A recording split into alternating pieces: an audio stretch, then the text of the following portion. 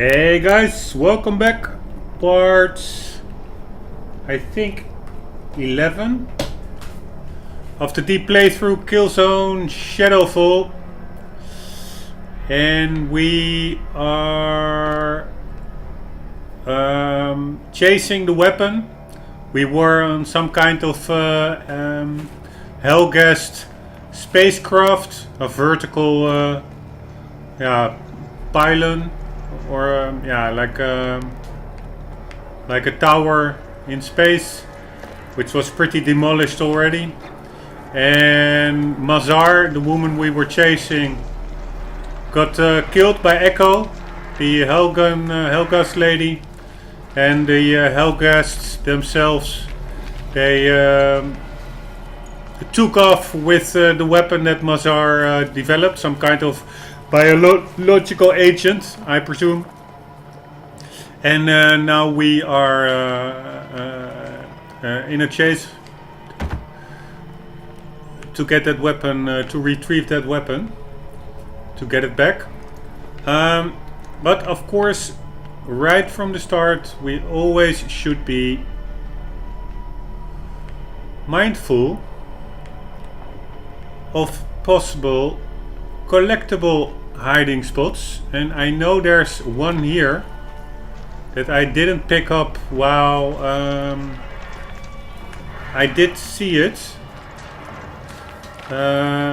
when finishing the previous episode, because I don't think they will be saved as long as you didn't hit a checkpoint yet, so there was not really a use in picking it up at the end of the episode, while I wouldn't have encountered a checkpoint anyways anymore. I think that was it. It was a comic book, and indeed it was visible through the through a window on the side of the building. So just checking whether there's maybe something else, some other goodies tucked away. This is of course an area with providing lots of opportunity for the sneaky guerrilla dev to or not sneaky, but daunting guerrilla dev to hide a nice small collectible in. But I think I've now been pretty thorough. I went through it all. Again, I'm not guaranteeing at all that I didn't miss any, because as previous chapters has evidenced, I can easily miss one that is either hidden in plain sight, that you simply overlook it because of the obvious placement, or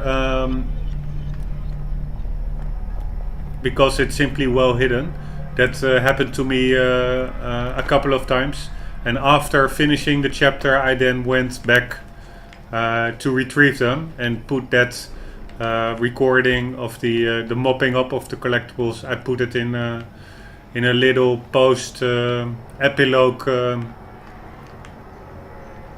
part of the YouTube episode. But yeah, I don't. I think now this part has been really pretty certain. There's not much here.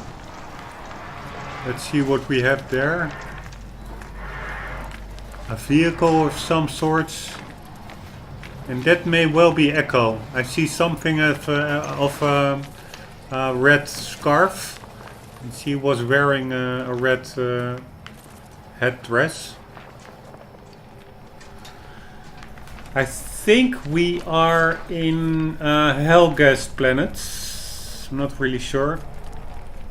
Yeah, I think it's Helgen. Not New Helgen, but Helgen. Because I read something about Helgen on the ship that we just came from. That was called a Spire or something. That was mining remotely petrocite, which is some kind of commodity the Hellgast use. And it was transported via a nanotube or something from the planet surface to the spacecrafts. And that may well be that nanotube. I mean, it is sucking stuff up, so could just as well be petricite. Alright, let's get the comic book. Hello, hello, wherever you are.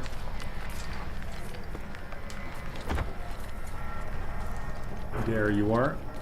Can I get a fall through? Nope. Hey.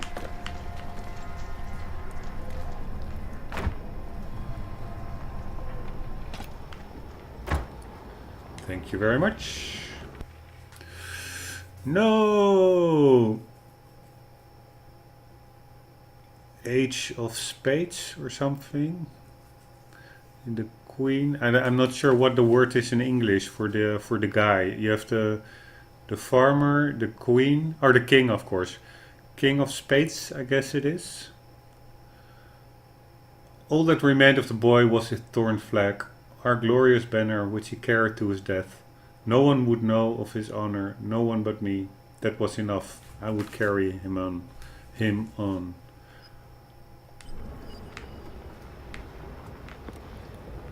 Dramatic story of a young boy who killed some kind of monstrous creature and in the end got killed himself. I think by some kind of quicksand or while being chased by a bunch of rats. The minions of the monstrous creature. Not much going on here, I guess.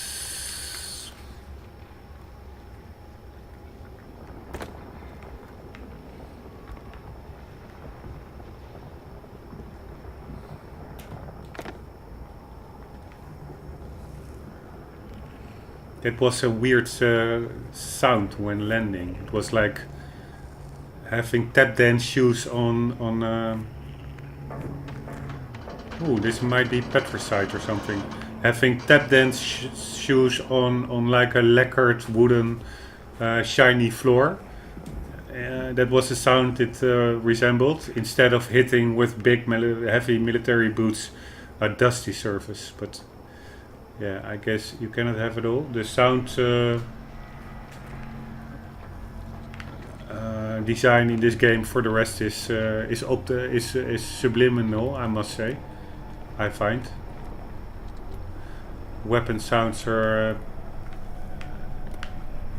substantial or visceral, have a cool impact. Bullet impacts have a realistic sound. The music score is great.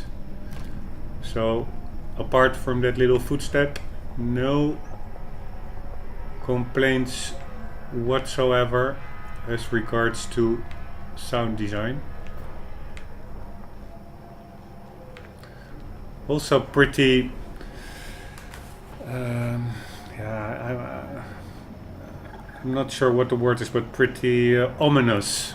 Those red banners, of course, they resemble the World War II Nazi party era banners of the Nazis, but also it reminds me a bit of the first Killzone game.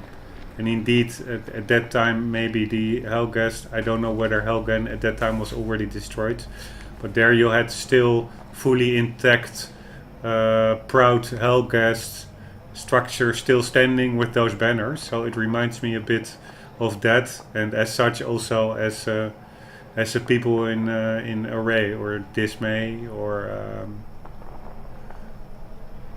yeah,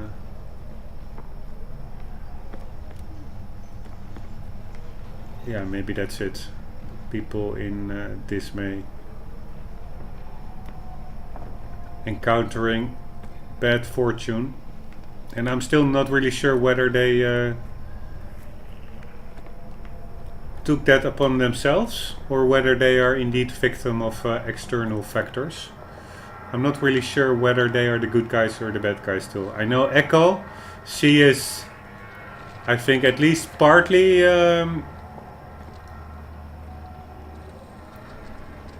Vecton.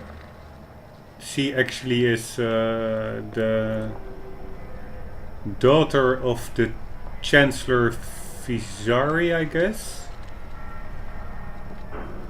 And the guy Visari, who was the previous Helgan Emperor, probably is her father. She is at least, she seems well intentioned, but I'm not really sure about the rest of them. For instance, about her mother and stuff. Okay, let's see what these are. Some kind of energy source, probably. What the hell is that?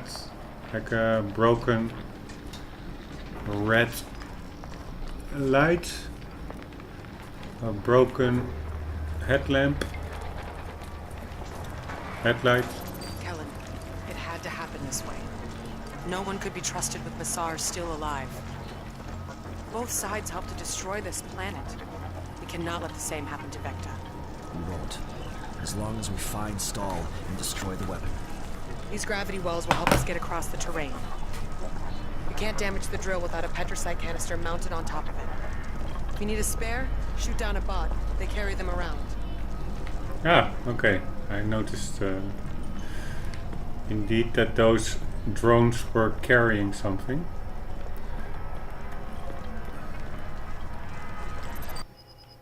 Get to the planet's surface and find the dropship. Locate the dropship. Our best chance of finding the weapon is to locate the dropship. I can see the smoke column from where it crashed. We are at a gravity well. Found a place to land. I managed to stay low in the glide and found a safe landing spot. I need to find Echo. Lost visual on dropship. I used the meteor shower as cover and made it through the atmosphere, but I've lost sight of the dropship. Hint: shoot flying mining drones to make them drop their petricite capacitors. The Dead is the name of the chapter.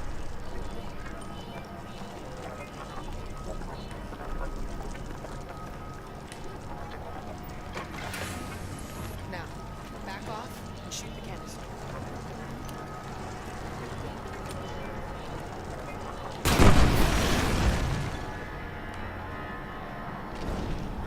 Alright, what does this do?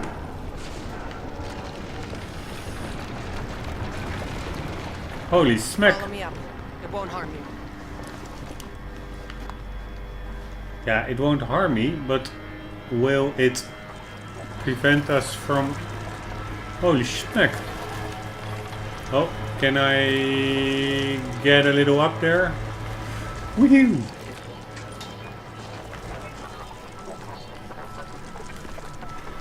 Will it prevent Split us up. It will be harder to track. from Dropship's our only lead. Head for the smoke and stay on comms. getting more collectibles?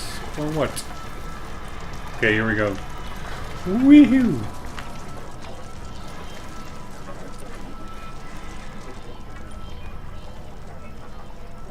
The exit is over there, for those wondering. This is too high of a jump. It's too bad you cannot holster your weapon. Even in FPS's, I find it sometimes realistic to just be able to plainly walk about instead of always being on guard with weapon drawn. I don't understand why that's not implemented. It would be so easy. The animation is already there. Just the reverse of the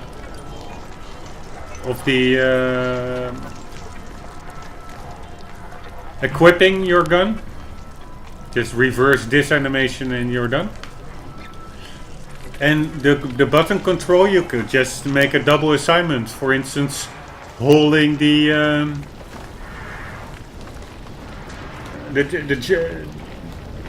jump button for 3 seconds or something. I don't see why not. Probably because... Oh, these are the dead. That's why the chapter is called as such, I guess.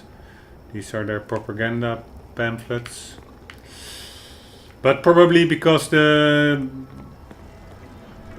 market research indicated that the action-packed, online-focused young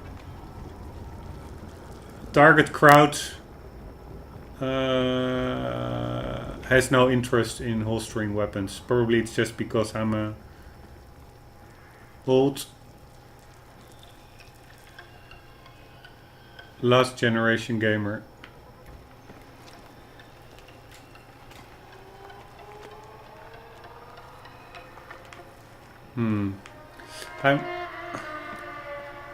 I find it a cool environment, but also a bit, it seems a bit like work, environments like these. If you have aimed for yourself to pick up all collectibles. If I wouldn't have set that aim, maybe I would enjoy it more. I would more, at least for sure, more quickly run through it. But also see it less as a burden. With all these nooks and crannies, I'm like, okay. Am I missing something here? No.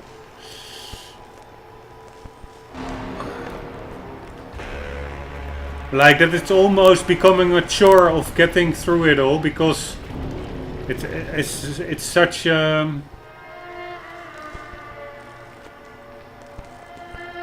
unsatisfying feeling when you finish the chapter with like 50% collectibles missing. So, and also to prevent having to go back all the way for a second run through, albeit on low difficulty, what I do for those mopping up runs, but still it involves extra editing. And yeah, the time lost in the sense of running through something that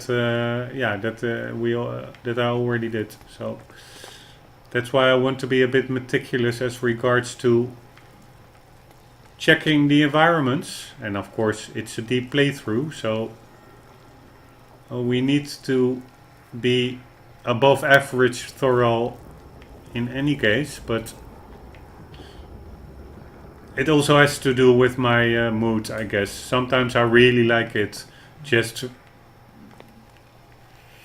strolling about, checking out the little details that otherwise would go unnoticed. But right now, I'm a bit, yeah, not in that way. I would maybe prefer to just move forward a bit more leisurely. Anyways, what do we have? We can get up here. We have beautiful lighting over there, I must say. Imagine this game is 5 years old. 5 full years. I think it came out in November 2013. We are now in September 2018.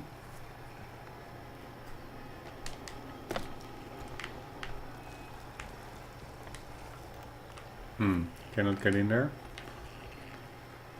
This would be like an exceptional location to hide a collectible. If I was working at the Guerrilla, I knew what I would do. Okay, we are just going to get up through the petricite beam over there. Maybe check a bit over here. Nope, nothing there. And here we go. Or no, here we not go, but we can climb this. Not that high.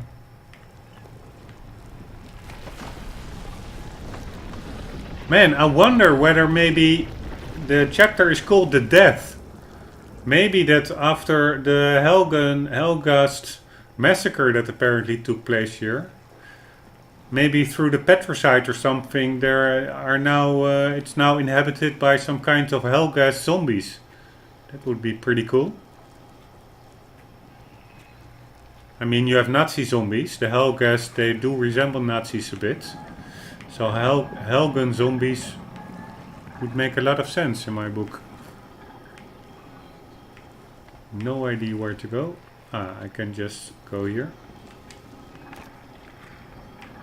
Or not. Okay, I will just leave the bathroom for what it is. And we'll just go here. They did do a very good job of making this feel rumbly. Like asymmetrical, really like crawling through debris.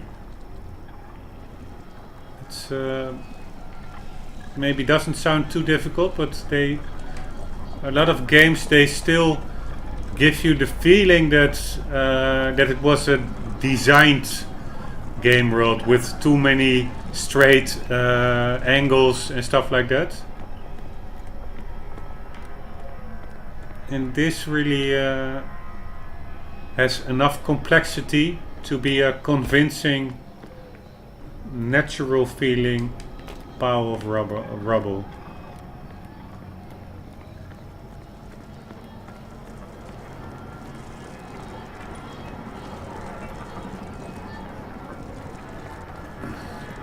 It has like probably a sufficient polygon count for a detailed environment. Okay, I know what I have to do. I have to shoot one of those drones and then get further up.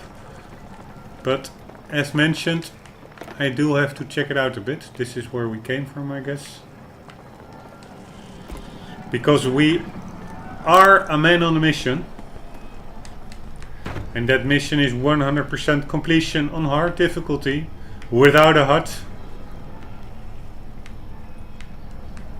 By the way, I cannot wait for my new PC when finally that 9700K comes out, and the I will not buy the RTX 280 Nvidia card immediately because it's quite expensive, and only the CPU and the SSD and the motherboard alone is quite costly.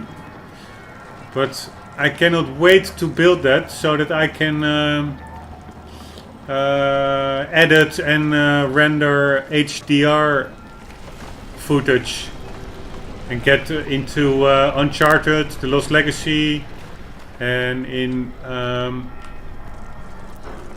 Gran Turismo Sport. Okay, here we go.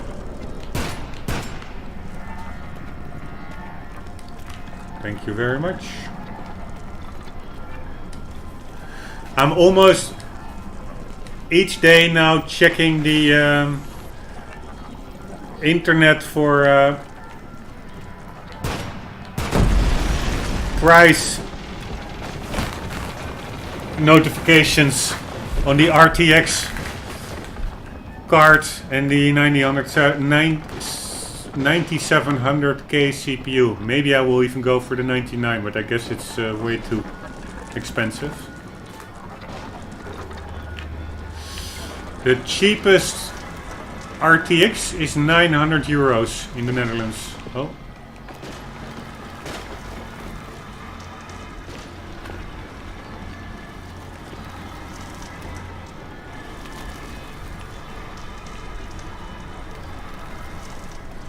Okay, we are on some kind of rock, and I think we need to get off right here.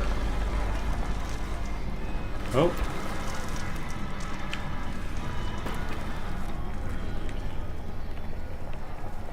Hello.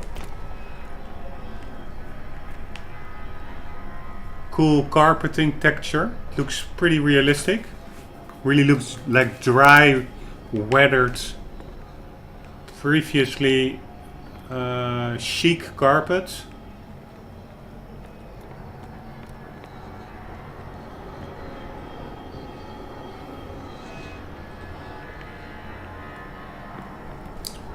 This is actually more of like a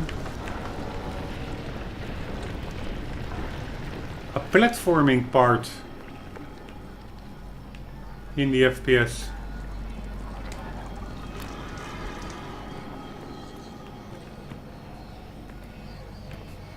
I've been spotted. Get out of there! By who? Oh shit. What the hell was that?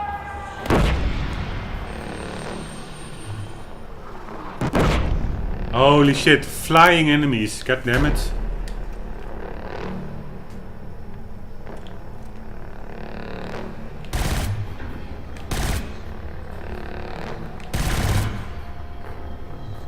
What are those? Drones?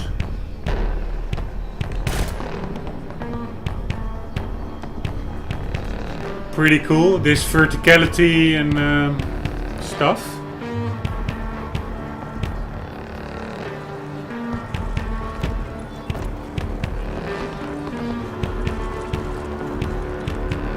It is cool, but as mentioned, also a bit tiring in the sense that there's a lot of ground to be covered as regards collectible hunting. There has to be another way to disable it. Look around and see what you can find. There are too many nooks and crannies over here.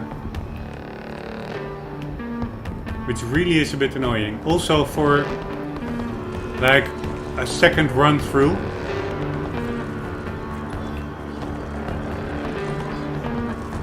When doing a mop-up. And it's also not like Guerrilla says... Ah, there's maybe something over there. Like, okay, this is unrealistic to put like a comic book or a newspaper in such a distracted environment. Because they did so at the very beginning. So that's like... oh shit. Oh. That's like an indication that... They also hide stuff in this area. There has to be another way to disable it. Look around and see what you can find. Fuck, am I now? Shit. I think I might have been stuck here. Falling through the floor. Damn it.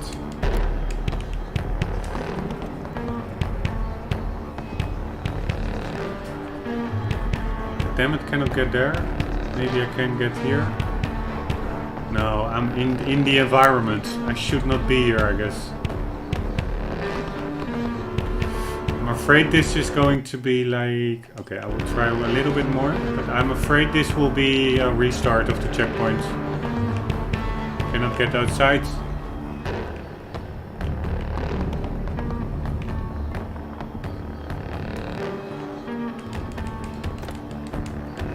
Nope. No idea what to do. Yes, please. Okay, I have to take a little bit of tea. One sec.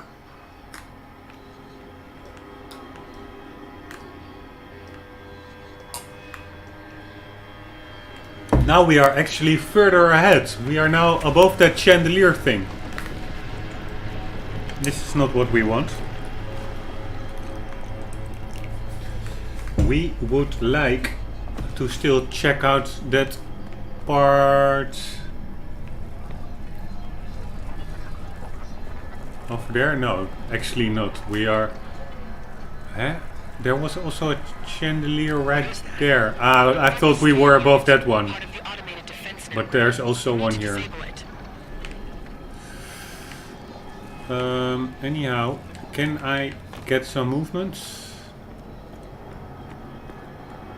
Peoples. Okay, we have some weapons over there. I went over there. There wasn't too much over there, but let's check it anyways.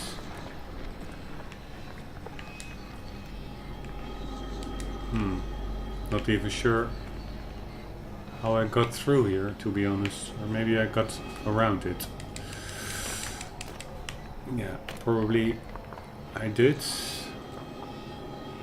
This is the rubble that I got stuck in below. There's nothing over there. Not much over there. Let's get some there has to be another way to disable it. Weapons. Look around and see what you can find.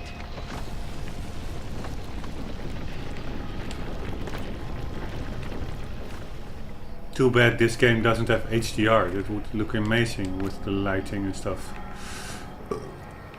Actually, this is almost looks like HDR.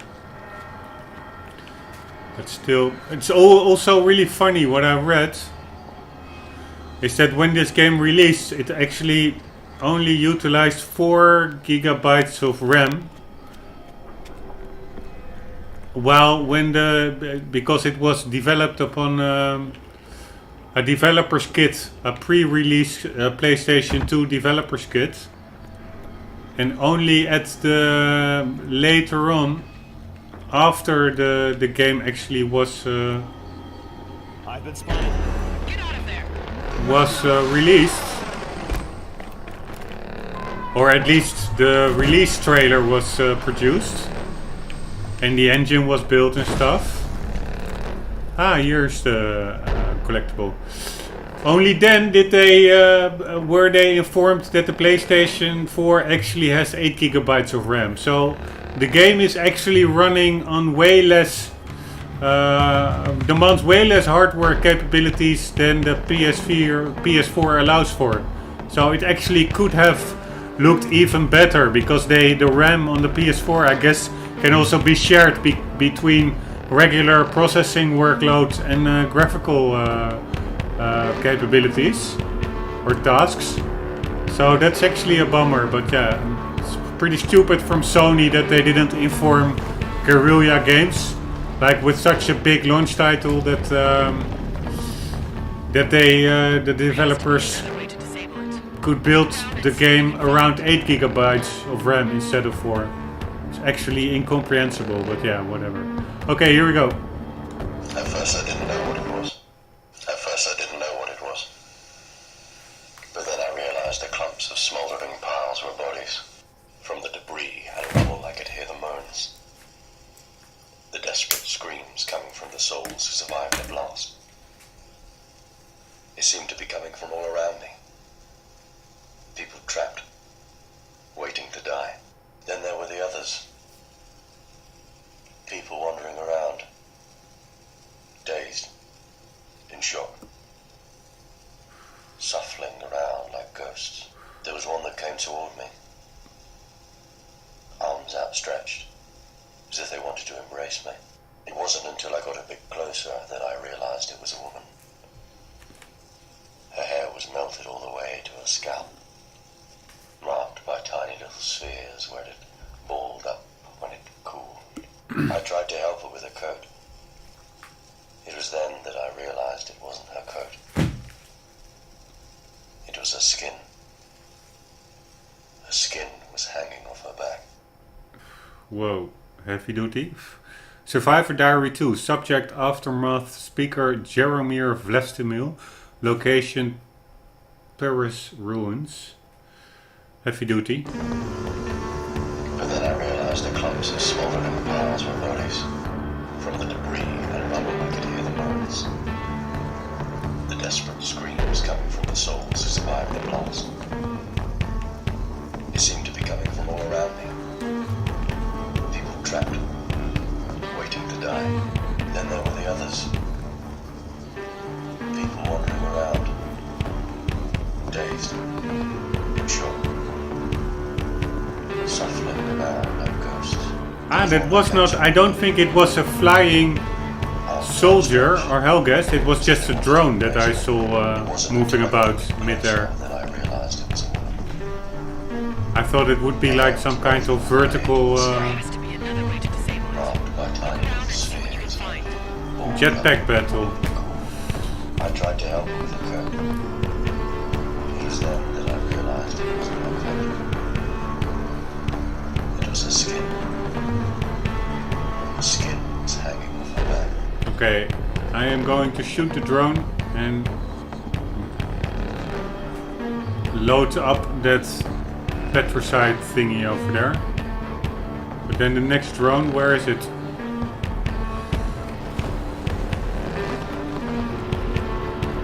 Okay, waiting for... here it is.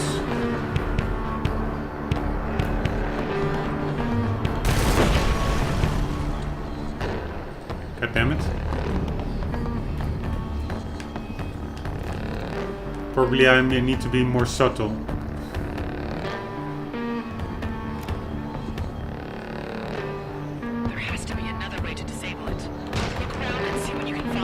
Nice. Now wait for the race to pass. Shortly after it passed, I will make my run for it. That would be now.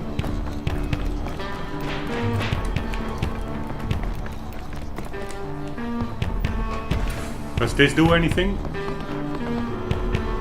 You would think it would only strengthen it. But now I can shoot it probably.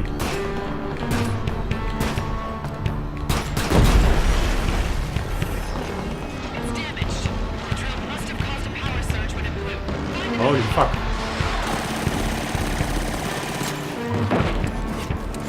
Ah, what the... Hello. Ah, of course. You should have utilized the shield. Let's do that now.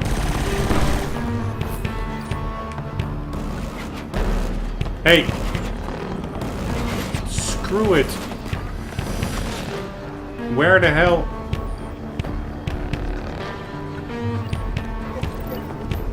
Okay, I was shifting the wrong way, or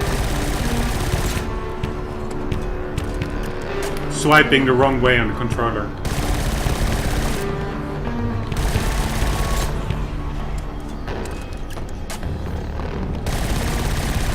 Am I hitting it? Yeah. The red cross in the reticle almost seemed to indicate that I wasn't doing damage, but actually it indicates the opposite, that I was doing damage.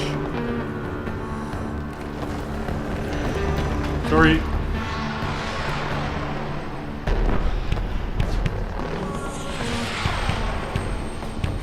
Okay, I guess I will have to do another one of these runs.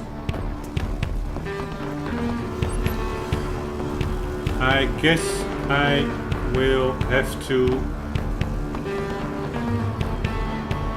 get to the other petricide container. But first let's...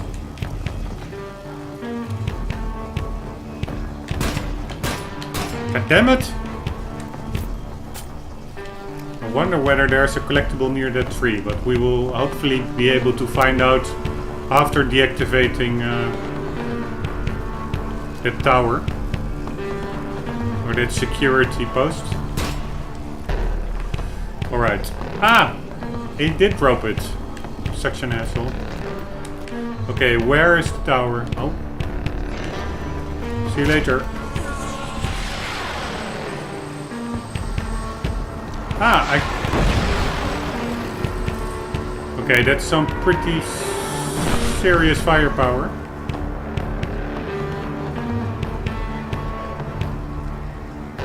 In the guard tower.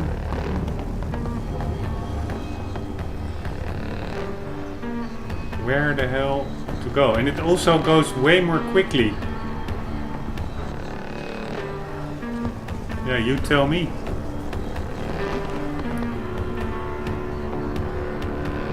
There's the stairs over there. I cannot climb this. The railing is too high.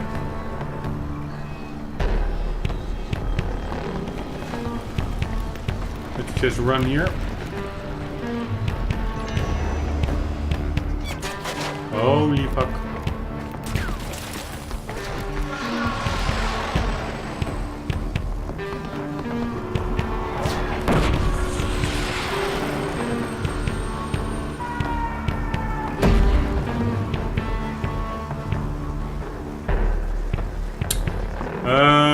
What to do?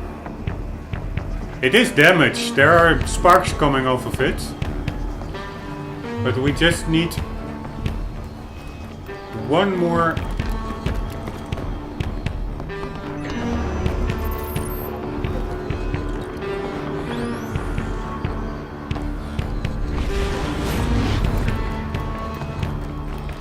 Ah!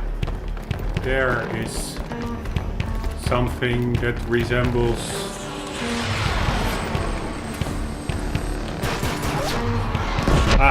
fuck me.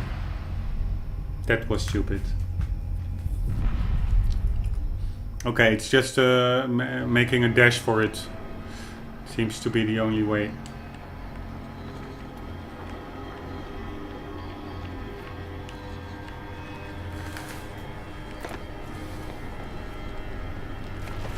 Ah, and I can actually check out that tree from here. I've been For spotted. collectibles. Is there anything here?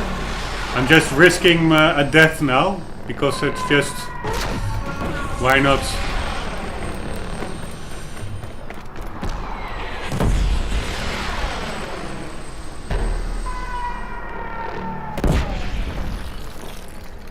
Alright, little drone, where are you? There you are.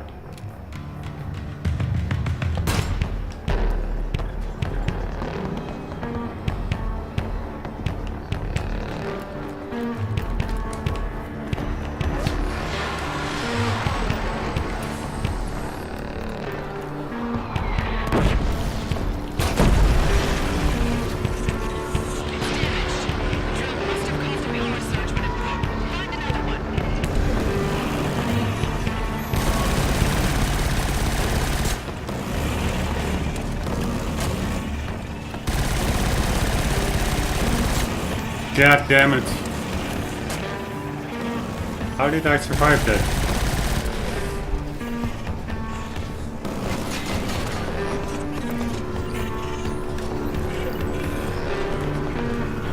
Where is it?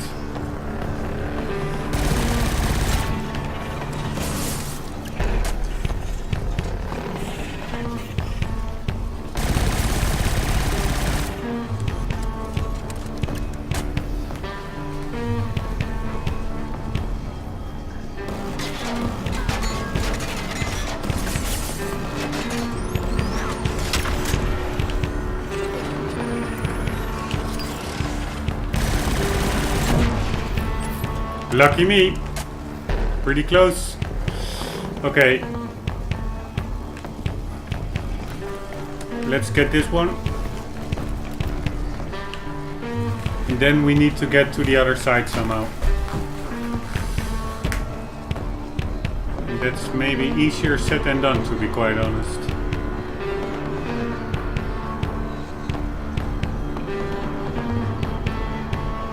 Shall I make a dash for it? Let's just make the dash. Screw it.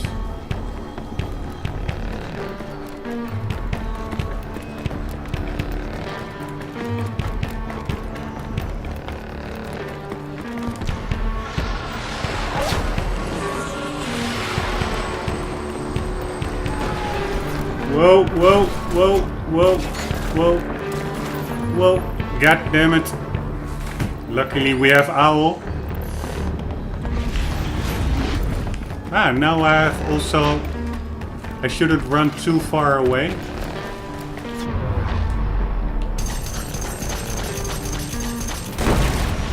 Did this do it? Work? Nice. It's down. Good work, Kellen. Let's go. Thank you, Echo.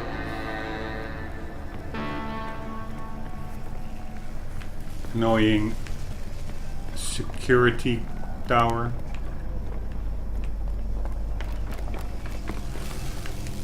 Wee-hoo. Ah, we won't fly up here. That's a bummer. Alright, we can get up over there.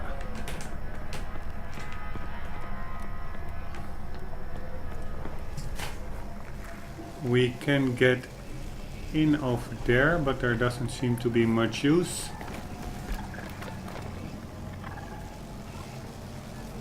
I hear some weird creature sounds.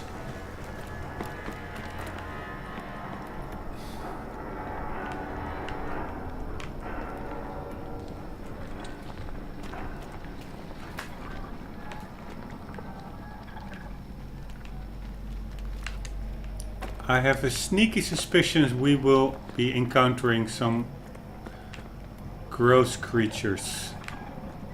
Like the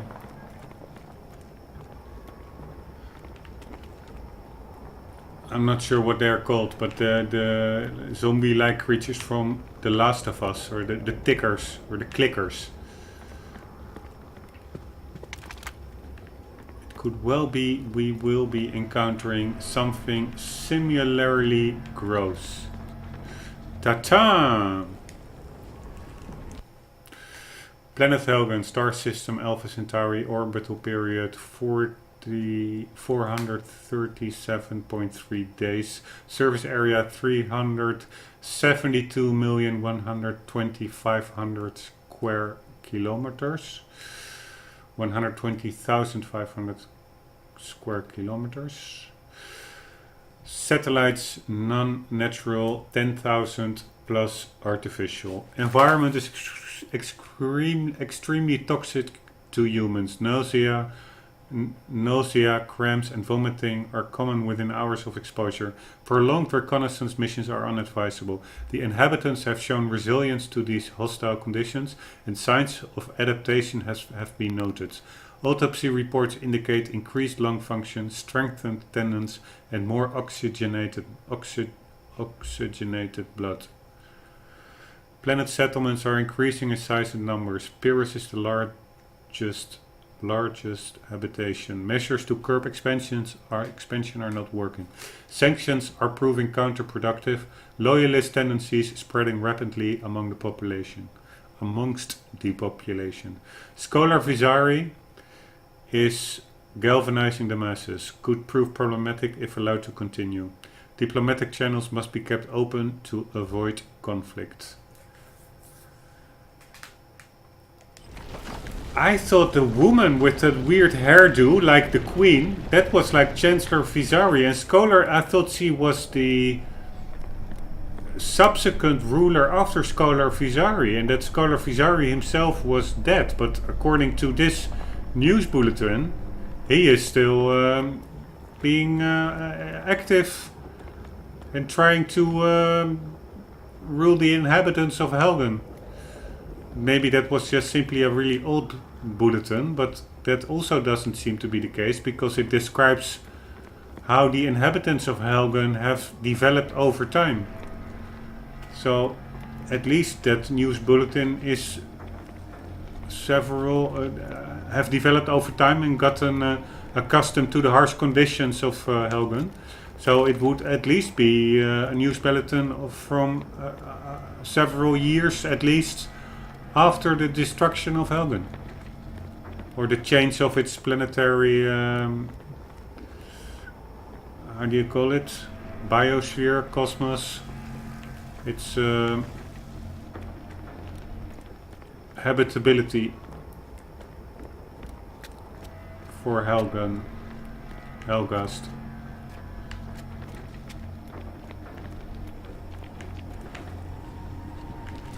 It never was really a hospitable place, but at least for Helgast it used to be a habitable place. Just working on my English here, guys. Hospitable and or habitable. Strange. This is one...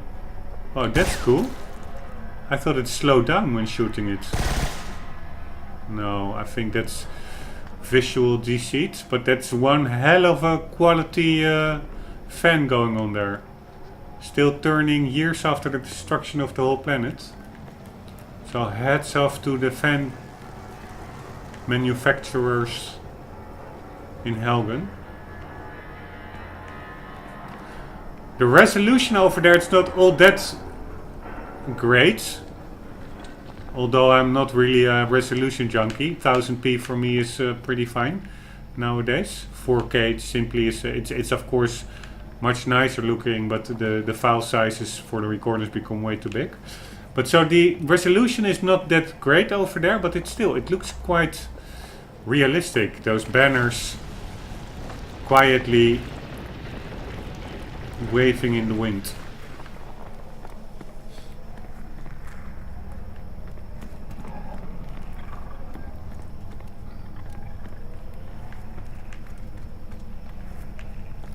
Not much here for the rest, I guess. Except a box. An indestructible box.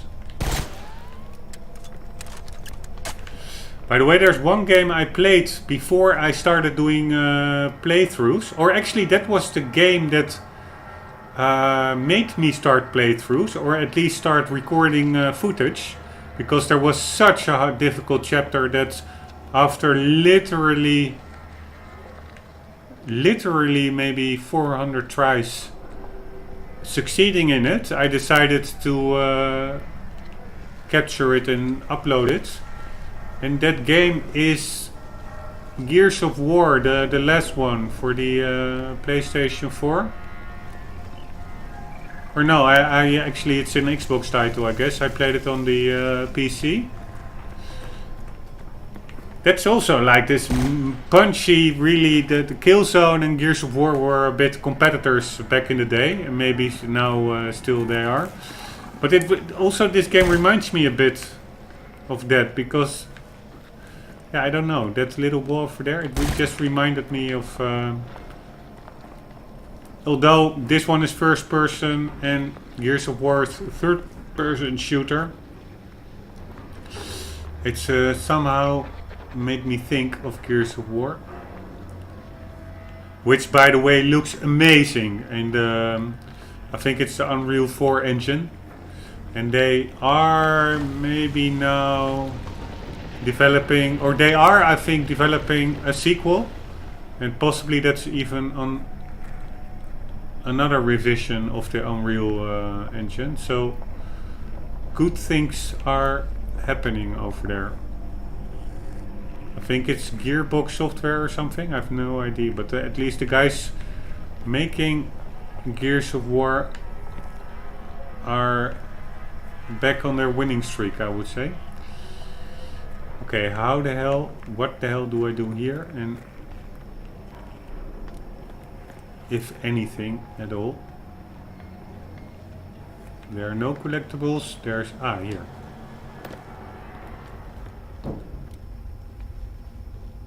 Okay, am I sure there are no collectibles anymore? No, but I did try to be as thorough as possible.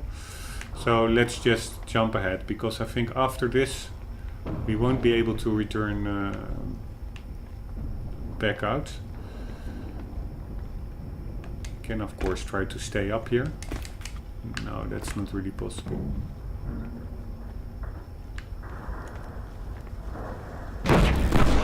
Oh, peoples. Yeah, what the hell do you want me to do? I wasn't even looking in that direction. Okay, here we go. Oh! And action set pieces like these, just, yeah, this game reminds me of so much. Reminds me of Uncharted, which has a lot of those.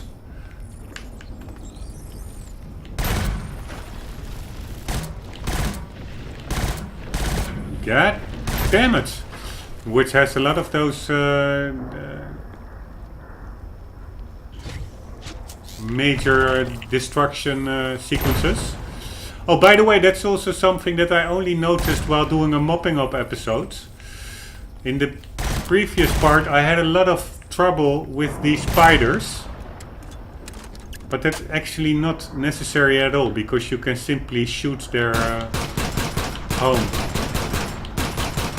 Or their base, how do you call it? Their chest. Their apparatus. Their cocoon. Just saving machine gun bullets. Hello, hello. So, no more spiders.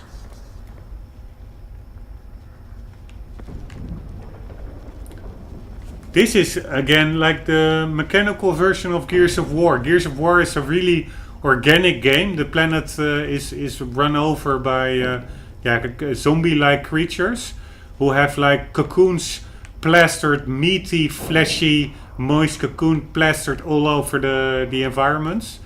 Also flung on walls like this thing is, but this is of course the mechanical version with like mechanical spiders popping out. And in Gears of War, it are fleshy monsters coming out of the cocoons. Okay, now I will stop babbling about which games this game reminds me all of. Why the hell am I walking upwards? It looks like a pretty yeah, it looks like a bit steep to just casually walk up. I don't mind. Prefer that than falling to my death, but still.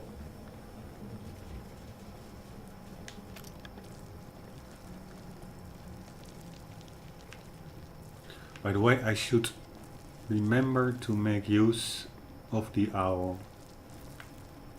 It would be a waste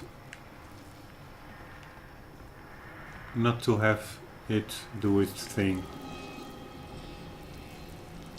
Alright, this also looks a bit ominous. Quiet before the storm moment. Let's see what we have here.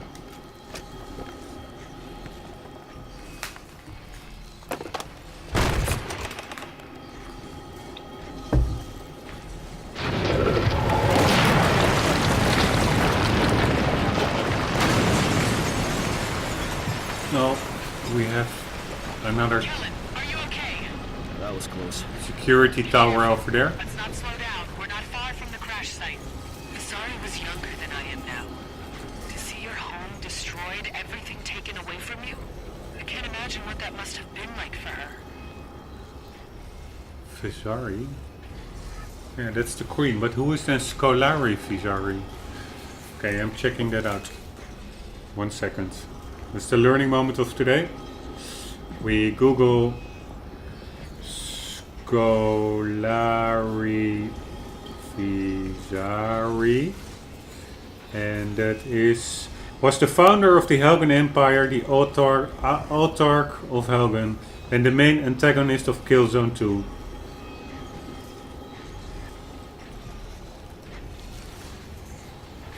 And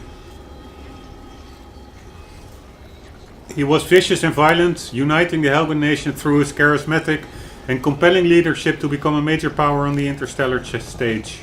His voice actor was Brian Cox. And now I'm only wondering, holy shit, really freaky picture of Scolari Visari as a child on the fandom Killzone wiki. Okay, I will not go any further. I mean, I cannot browse the internet while recording a playthrough. But I will simply also check Chancellor Visari, because I think that is that woman. Yeah, Hera Visari is the daughter of Scholar Visari, the new leader of the Helgas people on Vecta, and mother of, I guess, Echo. One moment, I have to... And mother of Maya Visari. Okay, I guess Maya Visari is Echo, because with the red hood on, the girl we are trying to find now, she called Chancellor Visari mother earlier in this game. But okay, so Chancellor Visari is not the wife of Scolari Visari, but his daughter, and subsequent ruler of the Helgen people. So they don't do democratics over there. They do hereditary, or how do you call that? Like succession by birth. Look what we find here.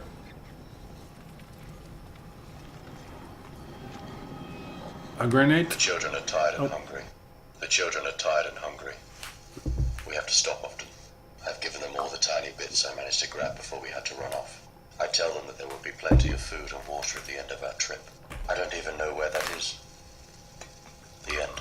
If we make it out of here, if we survive, I'll let them eat anything they want for the rest of their lives. Yeah, pretty heavy. Subject famine. Speaker Jeremy Vlastimil. Location Paris Ruins. Survivor Diary 4. God damn it, then we missed the diary already. You see, I knew it. We We have to stop them. It's so annoying. Giving them all the time.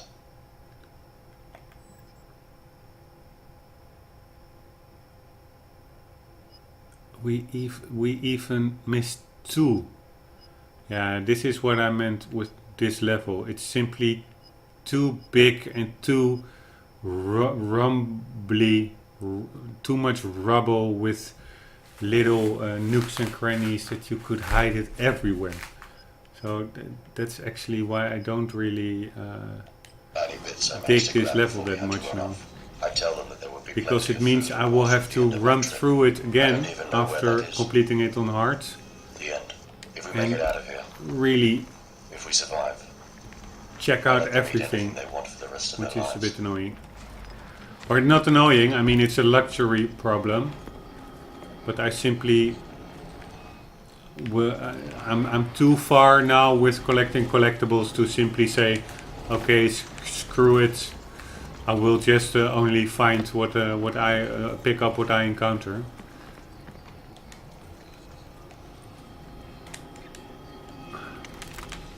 I should now go for the 100% completion.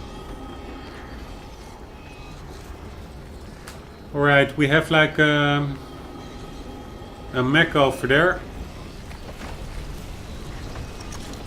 We also have a spider box over there. We have weapons over there. And I'm just wondering whether it's possible to target him from here. Well, they will not be able to target me.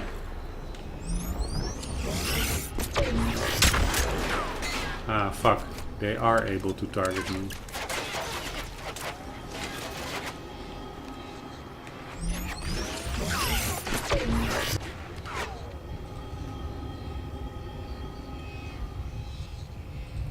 Where is he? There he is.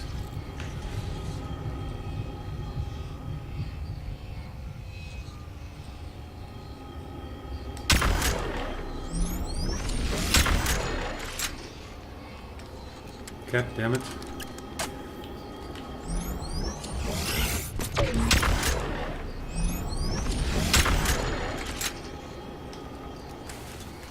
Okay, I do have quite some bullets, that's good. It does seem to work.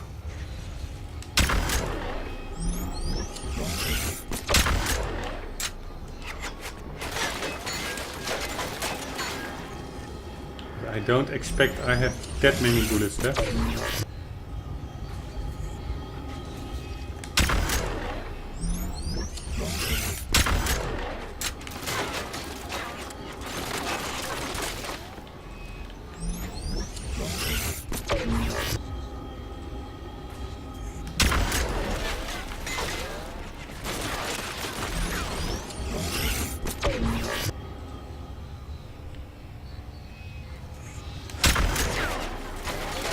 Jesus, it's a pretty sturdy mech. God damn it.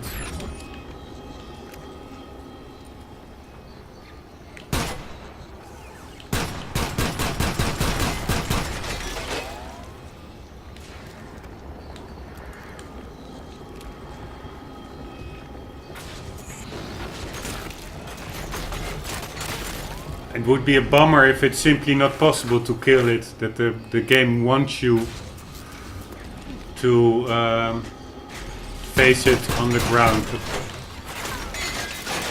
Ah man, no more weapons or bullets. What about? I should have of course used the stun grenades, the electricity grenades.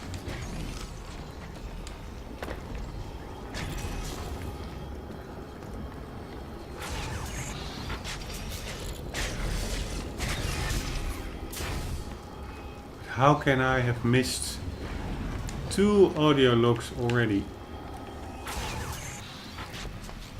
It's so stupid. And I cannot really get back, right? Yeah, okay, would I come from here? Yes, but cannot get back. Okay, no weapons.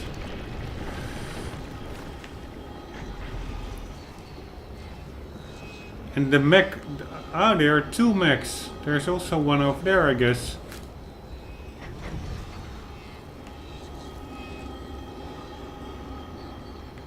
How the hell am I supposed to... There are spiders over there. Two mechs.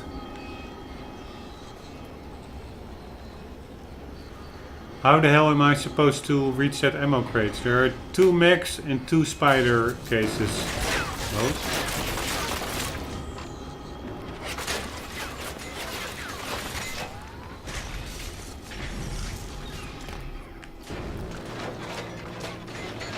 Let's just hope.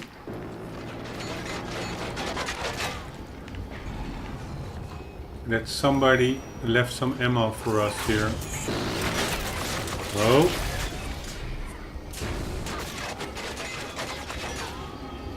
What I said earlier, great sound design here. Oh.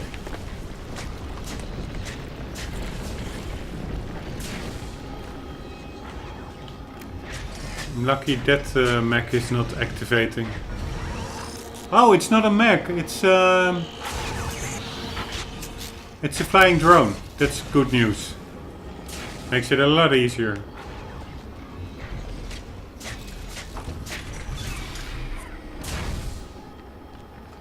Can we get some ammunition? Ooh, that was like a pretty severe drop in frame rate going on there. Of course, the game is only using 4 gigabytes of system RAM, as mentioned earlier. I'm not sure whether that is including video memory.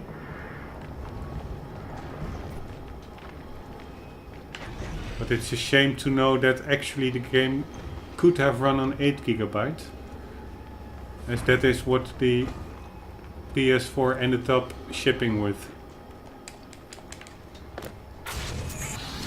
See you later!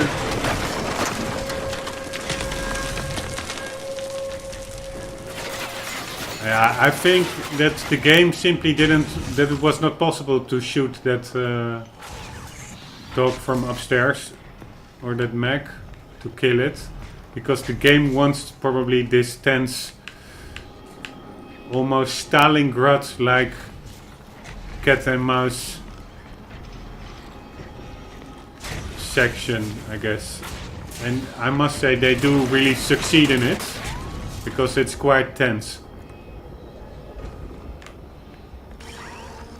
And I could well be dead like in the next couple of seconds. But the only thing is, how the hell am I supposed to reach the ammunition?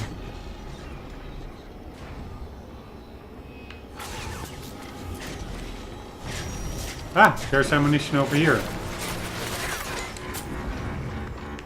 Nice. Okay, dog. Where are you? I'm ready for you. I hope.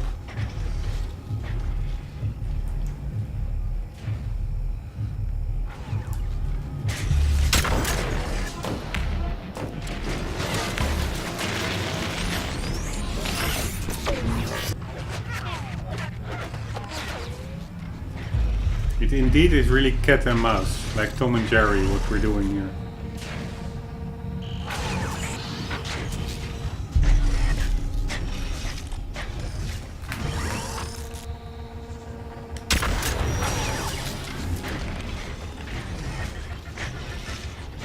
Okay, oh yeah, let's use the freaking grenade. I'm such an idiot. Where is it?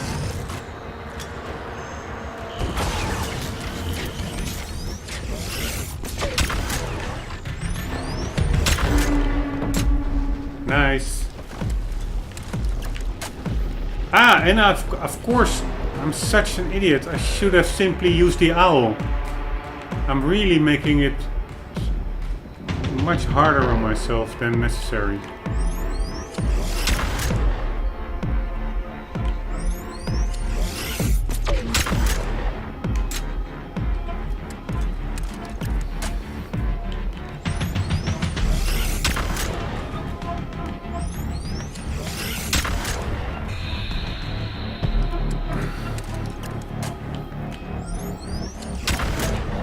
Nice.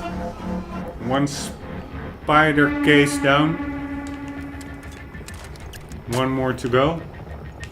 Or at least that I know of.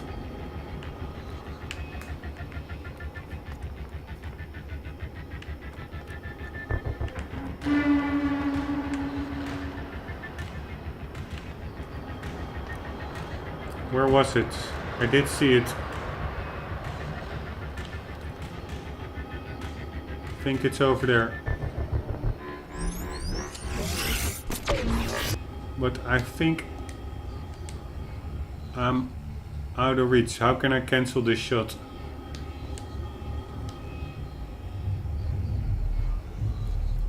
Don't think I can cancel this shot.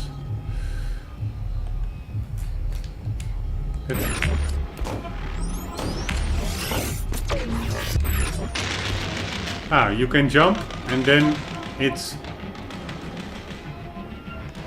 cancels the load up for just a second, and then you can let go of the button, the trigger, without it just discharging.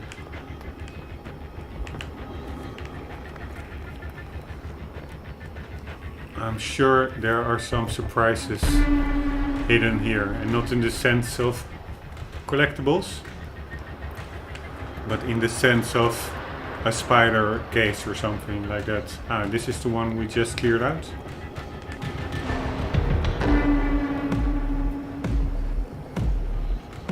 What the hell is that?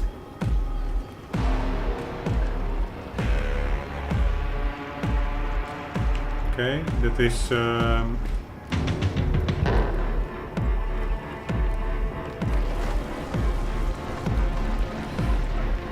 petricide panel.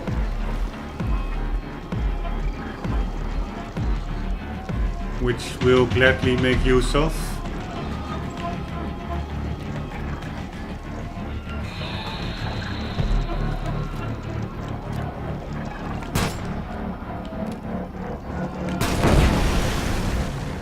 Oh, that went easy.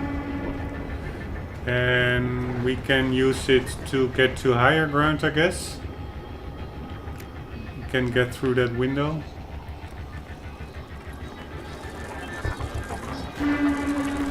And through this building, I guess. But first also check the other side.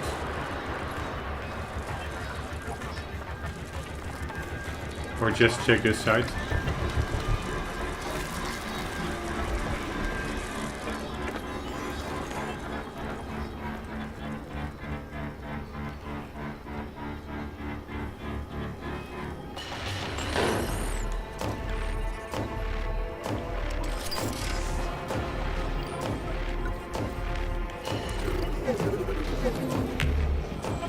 Where is its box? There it is.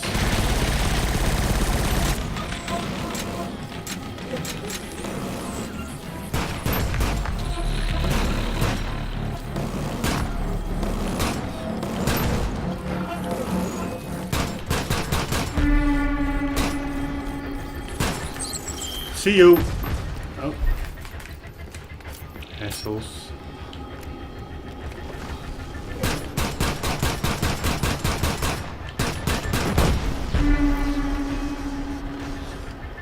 I think it's still active, right?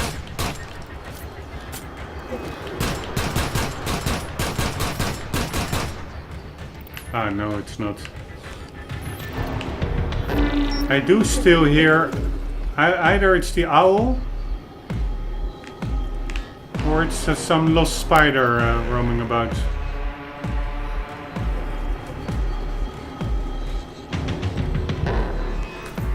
They did a great job of making this a tense partly sneaking, partly action kinda sequence.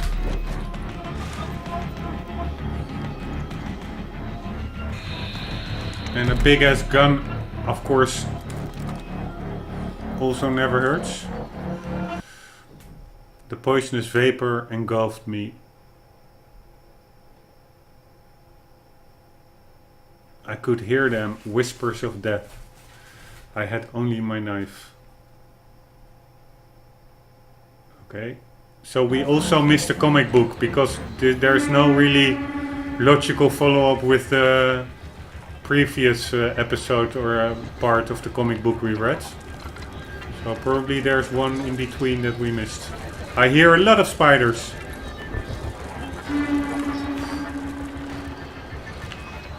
Even though they are mechanical, it still is a bit freaky.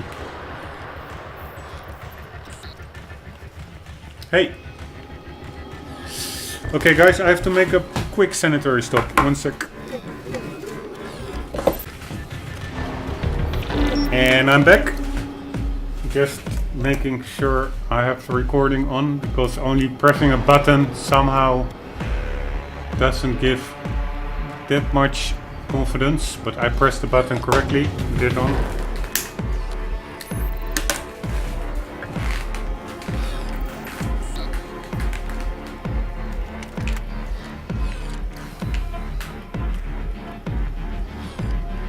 Alright, I also want to get through the other side before getting too close to that security tower. And I was really... Oh, maybe it's just a petricide sound, but it for sure sounds like spiders crawling about. And I actually... Oh, fuck no. I think I see like a second petricide panel over there.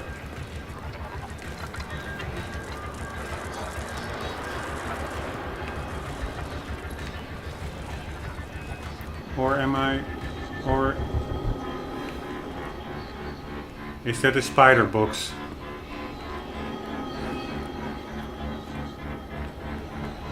Let's check it out. What is this? No, it's a petricide thingy.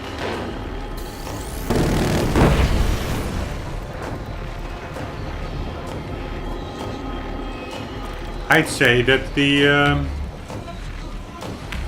security tower should be pretty demolished by now.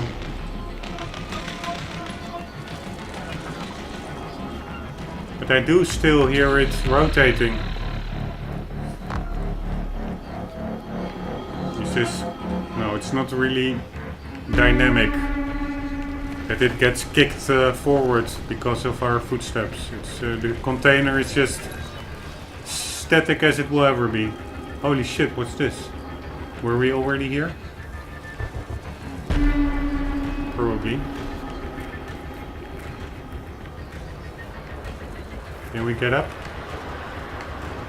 Nope. You mean, you understand what I mean, like with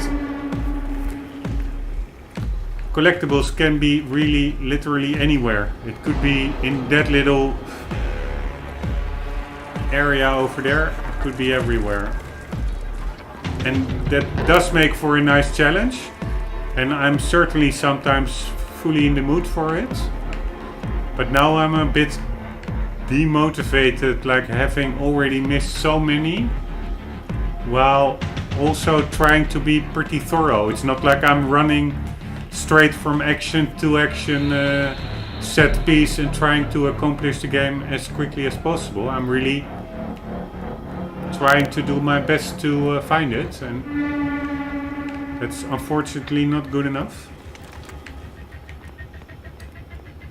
And it's also, yeah, I don't know, but there's of course, I hope, a niche audience for my kind of playthroughs. But of course it's also not really... Holy shit. Yeah, fuck you. Shoot it. It's not really that fun to watch, to only see a guy searching a level from left to right. Holy shit.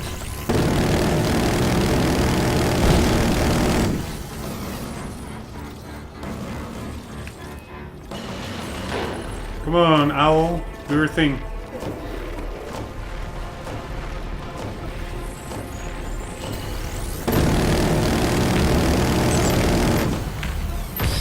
Holy shit, that was pretty close.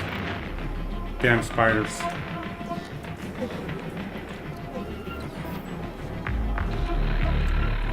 Can I get some health recharge?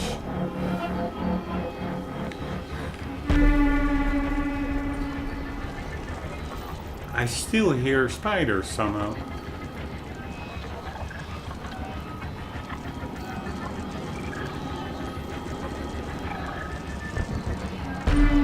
Okay, let's destroy that one. And check the traffic sign. You are in danger of exploding here or something. I guess, there's still... Yeah, that's a spider container, I'm pretty sure.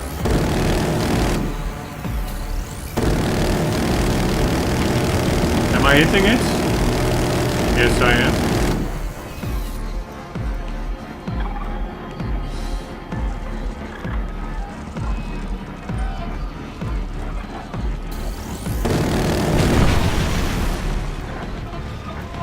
Good work.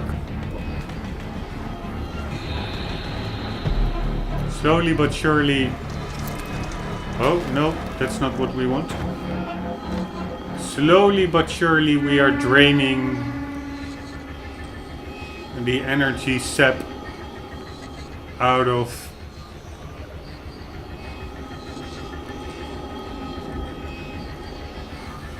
the security tower.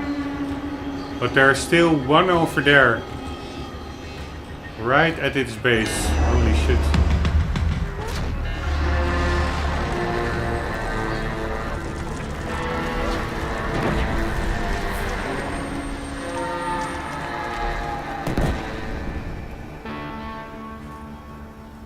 What this game also reminds me of, god damn it, it reminds me of a lot, is Half-Life 2, where you had like those big stalkers or those giant giraffe-like aliens roaming about, and I think they also shot like rockets at you, similar to... Holy shit, you see, there are still spiders about. But similar to that security tower.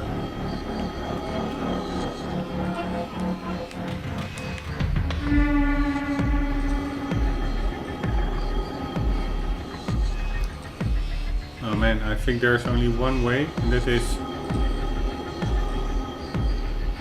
run near it. And it would be a bummer if getting killed over there means starting all the way at the front. That would be a bummer. Although I must say that up until now the game was pretty generous with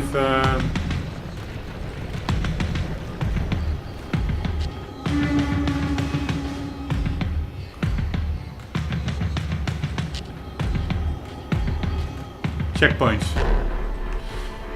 I think I can maybe command that spider.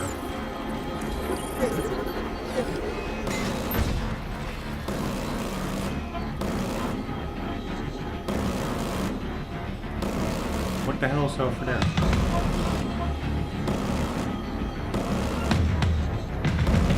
Where is their crates? There should also be a crate.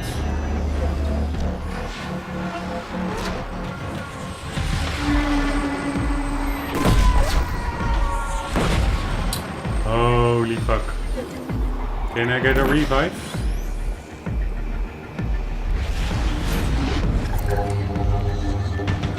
Where was that? Ah, there it is. Can I get there? Holy shit, what's this? A new weapon.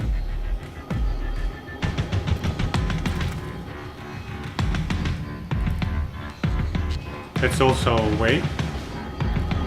Why do I immediately drop two weapons? It's a bit overdone. But anyways, here's the adrenaline, which is handy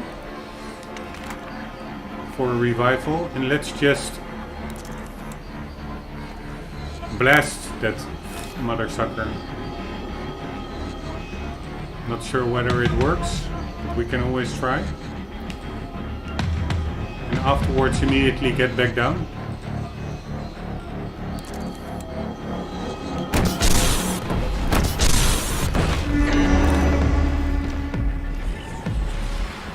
Oh, see you later.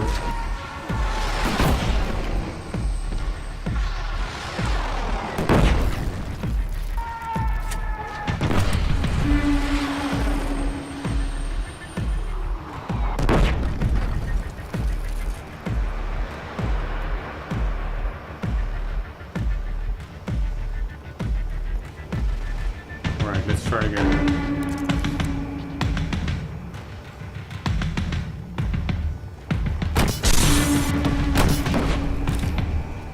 No, it doesn't really do anything, I'm afraid.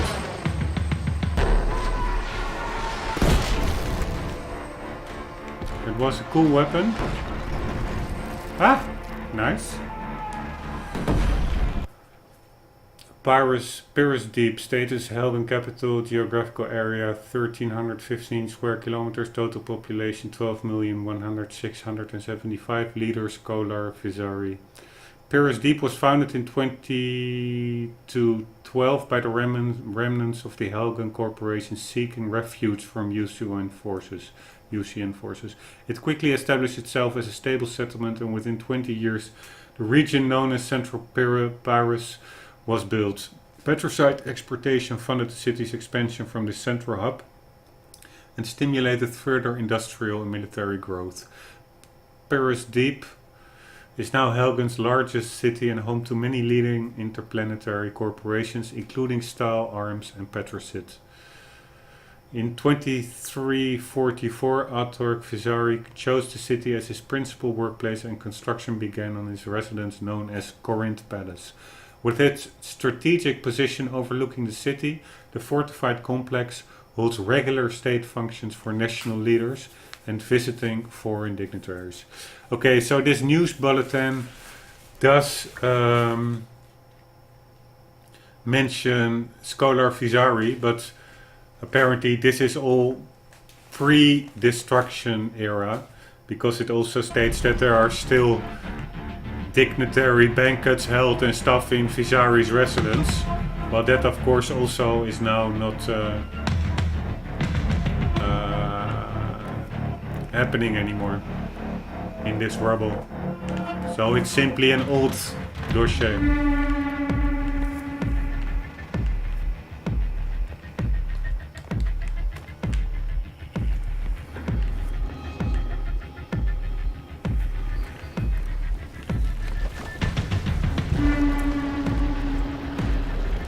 Ah, that was actually also what I wanted to do. Get in from the other side. Wait.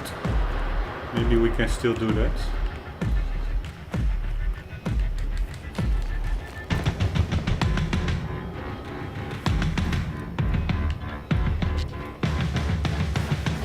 What's this?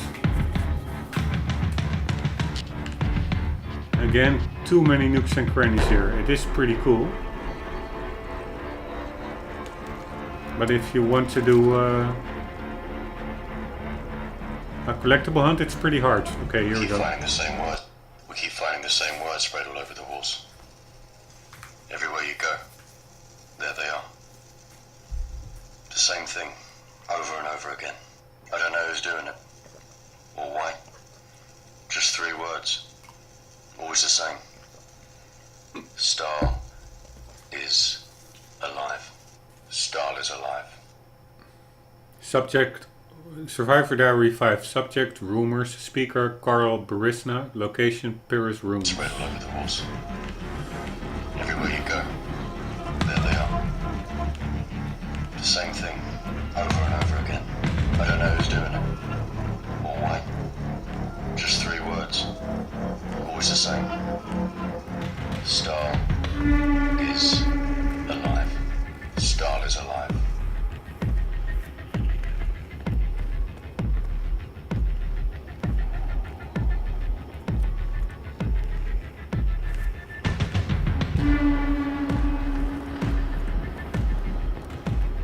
bit lost. This is where we took out that mech, I guess. Yes. How the hell can I then just miss that area over here? I really...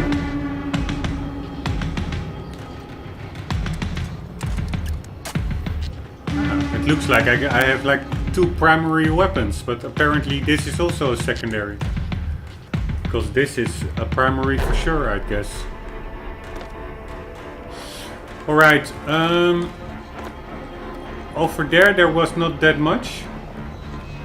I could still try, but it's better, I guess, to pick up this unit and try to push it in the receptor.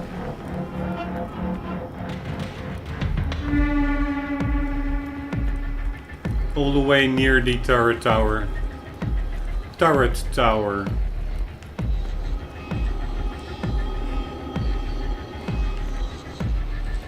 Holy fuck.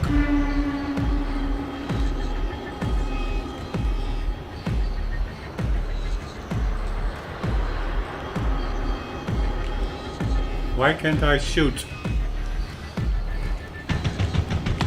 Okay, I don't have any grenades.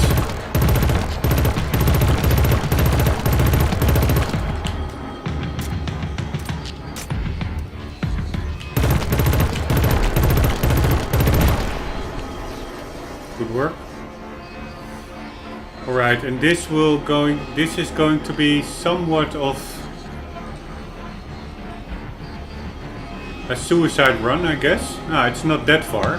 I can make that. The only thing is that it should be the last petricide panel. Otherwise, I'm pretty fucked. See you later. Oh, of course I need to shoot it also. I was waiting for the tower to go. Does this do anything? Holy fuck.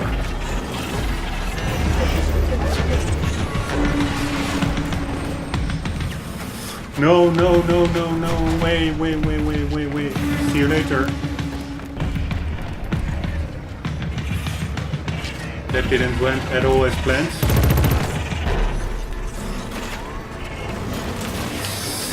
Holy fuck.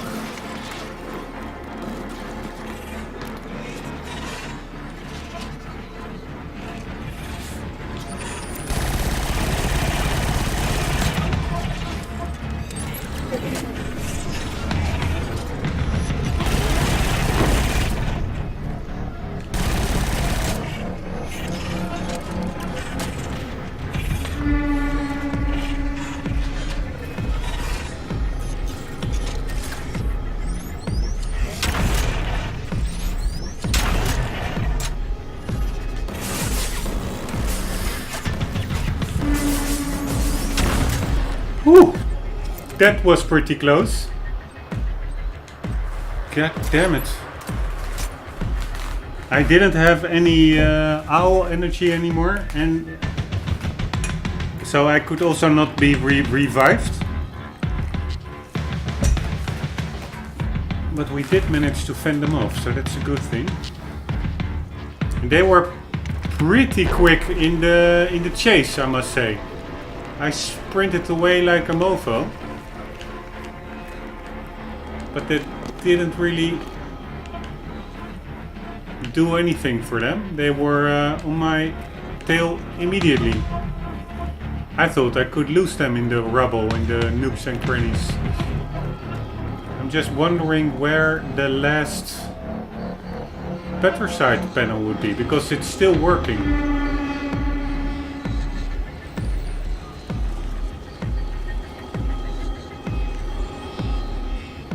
Yeah, probably it's on the other side. Yeah, it is on the other side. I see its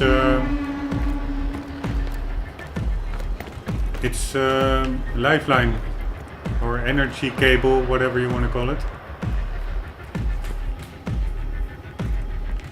Man, again.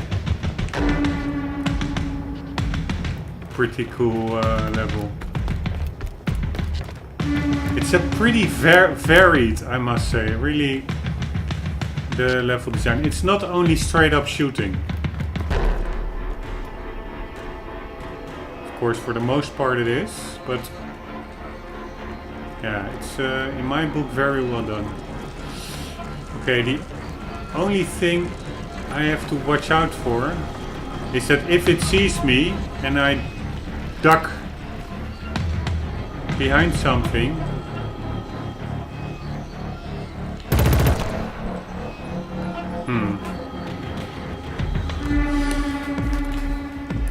no, that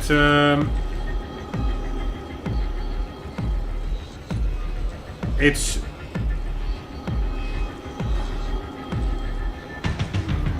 rocket explosions do have area of effect damage, and I do think that probably there was a checkpoint after its first lifeline got destroyed. But you never know, and although I really enjoy this part, I'm not really looking forward too much to replaying it all over from the start, but we will have to see. Look what we have here. The news. Evacuation. The Helgas have emerged victorious from the latest round of talks with the government of Vecta after securing the rights of settlement, the right to settle for all survivors of the Helgan terroricide. Under the terms of the new agreement, every Helgan citizen will be granted residency status on planet Vecta, where housing and accommodation are currently being arranged across all major cities. This is the largest migration of people recorded in over 500 surveyed worlds, and negotiations will be ongoing for several months to ensure the Helghast are granted what is rightfully theirs under intergalactic law. The evacuation will be conducted over several days, with the mobile and healthy given special priority. Those that apply for resettlement will be allocated to one of the many evacuation terminals being set up in the few remaining stable areas of the planet. In a statement issued upon their return, the provisional government praised the courage and strength of the survivors and declared that going forward the Helgas must find a new home and rebuild what has been lost. Vectum war criminals at large. Sergeant Ricardo Velasquez and Sergeant Thomas Shevchenko, the two men responsible for the Helgan terroricide and the death of 1 billion Helghast, are still at large. The ISA continue to claim the two soldiers are missing in action, and the Vectum government has denied having any information as to the whereabouts of the men. Despite this, Helghast investigators firmly believe the men to be hiding on Vecta and will not desist in their search until the criminals are brought to justice. Pretty cool. That are the main protagonists of Killzone 2, I guess. And the guy to the right actually also looks a lot like one of the main characters in Gears of War, but I doubt they will have put him in a Killzone collectible, like the hero of Gears of War. So they're both, the left one I certainly recognize, the right one does also ring a bell as the guys from an earlier Killzone title. Miracle Child. It is hard to find hope amongst the terrible pain that has been inflicted on the Helghast. When a makeshift hospital treating survivors was destroyed by one of the many tremors that now plague our home, it was thought everyone was dead. That was until, hidden deep among the rubble, a baby boy was found, alive and unscathed. He had nothing apart from an identity bracelet around his ankle that read V Tyron. Oh, that was the Tyron we killed. The Helghast have hope. Our hope lies in the future, and it lives with the miracles we find in the rubble.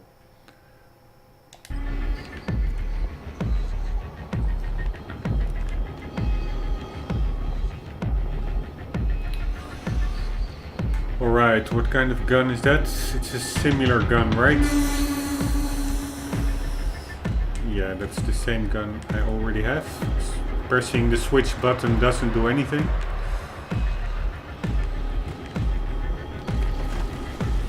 Can I get on that car? Nope. So no shortcuts here anymore. By the way, it's a pretty good frame rate, I must say. Holy shit. Did it see me? Yeah, I think it did. I don't know. 1, 2. Did it see me? Nope.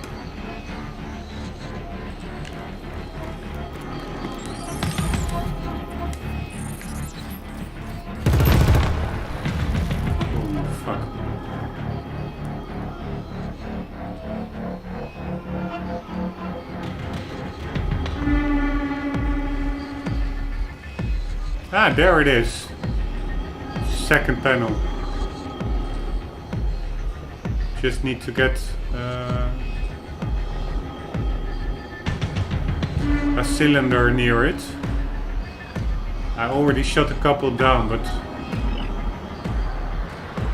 I didn't really see it. But I also don't really see... Ah, there it is. Yeah, that's of course...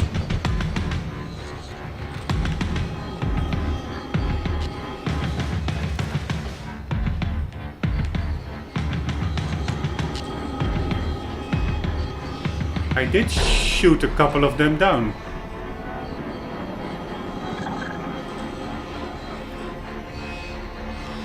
Yeah, but those are on a suicidal location, I would say. Can we shoot some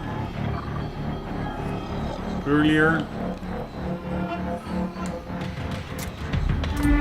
God damn it. No, I don't think that's possible. Shooting them earlier. Okay, I can run and really make a dash for it. Like so. See you later.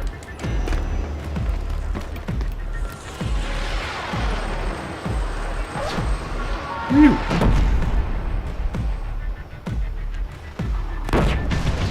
Holy shit.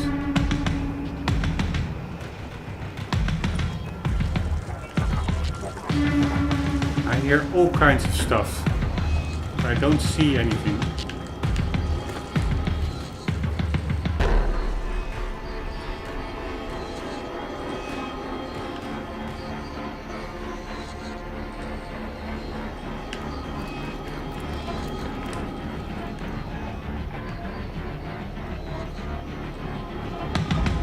Alright, we're nearing it. Goes pretty well according to plan. Here we are.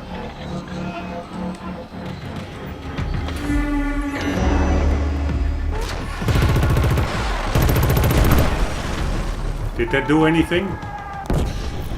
They're all down. I'm moving forward. Yes, nice.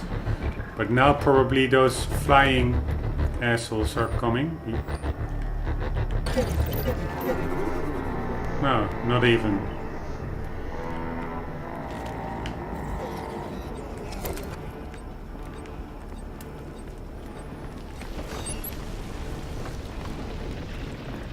Good work, if I say so myself.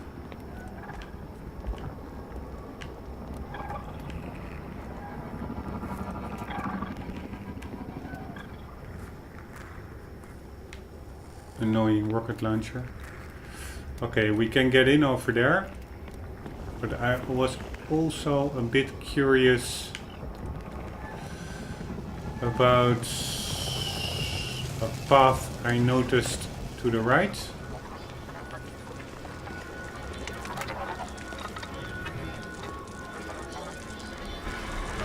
Oh.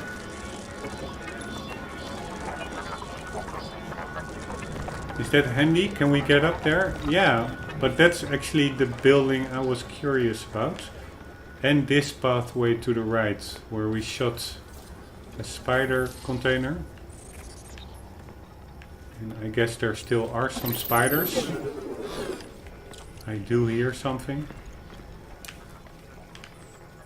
But this is of course also a terrific place to hide a collectible, I would say. Like over there, for instance. Ta-da! We arrived on the fourth day. Exhausted. There was no one. Just empty tents. And messages scratched into everything. Debris, rubble, wood. Messages from people to their families saying goodbye, saying sorry, saying that they couldn't wait. It was then that we started running into other groups. Mostly families with small children like ours. People who couldn't travel as fast. We missed the evacuation. We had no idea how long. One family said they'd already been at the camp for over a week. I just hope they haven't abandoned us. Survivor Diary 6, subject camp arrival, speaker Tyler Dobimier, location Pyrrhus Room. Exhausted. There was no one. Just empty tents. And messages scratched into everything. Debris, rubble, wood. Messages from people to their families saying goodbye, saying sorry, saying that they couldn't wait. It was then that we started. What I find weird is I saw like this aggregated review of Killzone and it said like, yeah, it's okay, but it's not great because it doesn't tread on really like too much new ground for a new generation. One family said they'd already. On the other hand, Gears of War absolutely didn't do that either, and that got pretty raving reviews, I guess. The only novelty in Gears of War was some kind of weather storms, electrical storms that force you to into some action sequences, and with the engine showing its capabilities with debris flying dynamically around and stuff. But for the rest, it was a plain straight-up shooter. So I find that a bit unfair towards Killzone, that people demand of it do something really revolutionary to get a good aggregate score, while not demanding the same from a very similar type of game. Gears of War. And nothing to the detriment of Gears of War. I mean, I totally love that game. But it just hit me now that... On the other hand, reviewers, they have to say something to differentiate themselves from like the 10,000 other reviews out there online. So you should also not take it too serious, one opinion, even though it's probably supposed to be an aggregated opinion. Holy shit. Yeah, you see? There's still one. Asshole.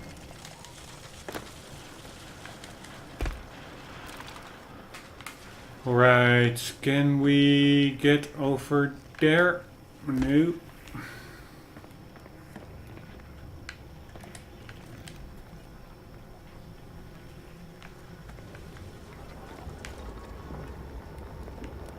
Alright, so I went into that building that I wanted to check out. I went into this building when we tried the rocket launcher on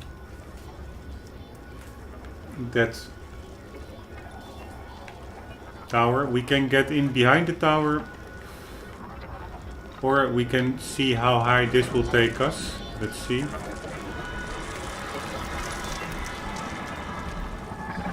Does this do anything? Not really. Except almost kill us. God damn it. Can you imagine? Killing yourself that way and then having to restart the whole section. That would be a bummer.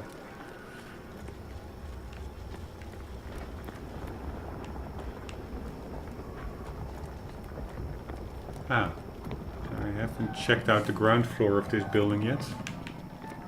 Not that there's probably much in here, but you never know.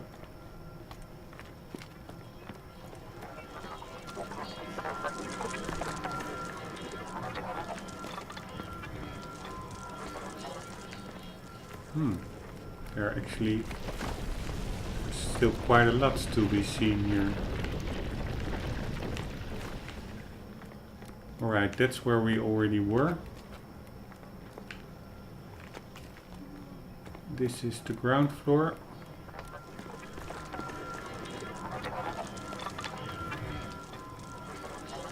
This is where I just was.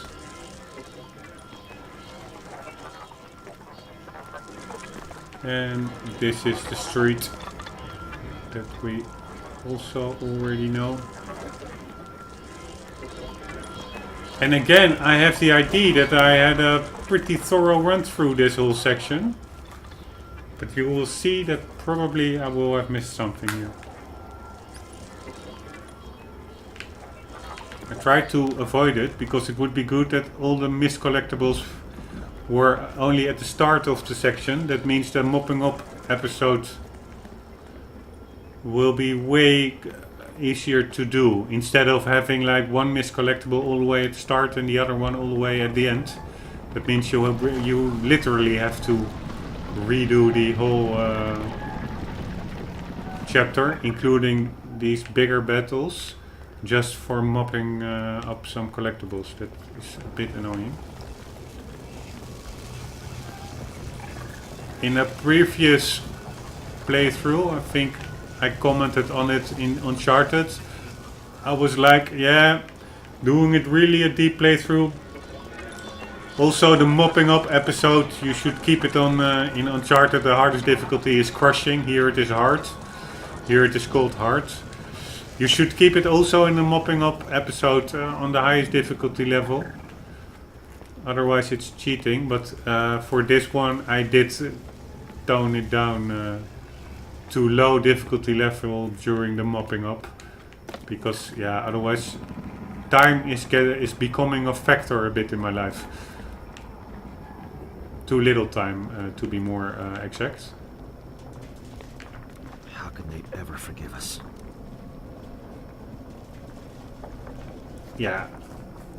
You should also ask yourself, what was it that triggered... Let's see what their name was again.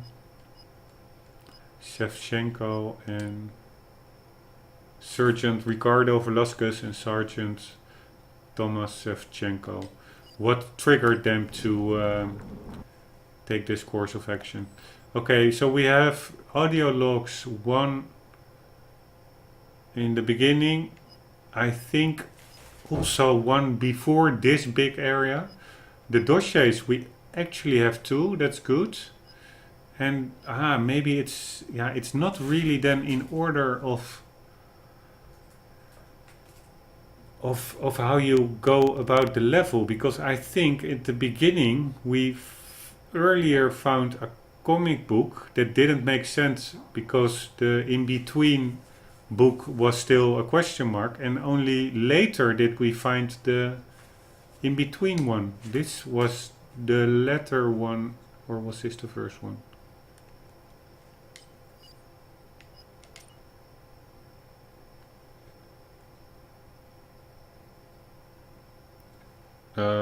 What was the first one? I don't even remember.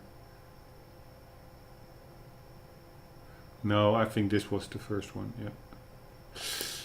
Okay, but anyways, this one is later on, let's assume in the level. It's last in the line. We have the dossiers and the news. We have only one audio log at the beginning, one all the way at the end, and one, I think, before this big battle. So if I will find this audio log at the end and this comic book at the end, then all that remains are two, or the comic book at the end, I don't know what I said, comic book or audio log, but it's a comic book. Then all that remains are two audio logs relatively in the beginning. So that would make the mopping up episode somewhat doable as regards time. I again hear those freaking spiders. Oh, there he is. Asshole. But is there also a spider case? Anyways, what I wanted to say is Velasquez and Shevchenko, they of course didn't do like a massacre for nothing. I do think that in the earlier Killzone games, the Helgen weren't too kind themselves towards the humans or the ISA. So it's a bit weird to now just only start making them out as some kind of tragic heroes. But maybe I'm just wrong on that. I don't know all the facts.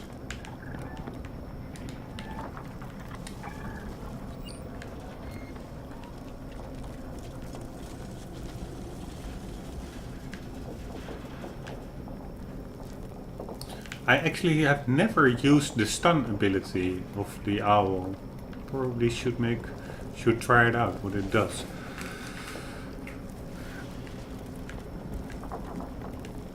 Anyways, it looks amazing. You can really recognize the same art designers from the earlier Killzone games. The only difference is that they now have so much more freedom to make it, because of the increased hardware capabilities compared to the previous games in the series, to make it look authentic and also really give it a more heavy atmosphere. I can imagine only how, not only as gamers, that you can become happy with new generations, but that also as a developer it can be very relieving to finally, can I jump this? Let go of the limitation of the previous generation. Can I do this? Is this stupid? I can do this. Nice. Can I do this? Yes. Yes, we Sometimes can. I wish people would just forget this ever happened. Instead of pain and guilt, there could be hope. Beautiful lighting. I wasn't just a tremor. The quakes are getting more violent. We need to get to the crash site now. Yeah. Take it easy. I've just finished a major battle. Here, this almost looks photorealistic with the 3D hole in the concrete.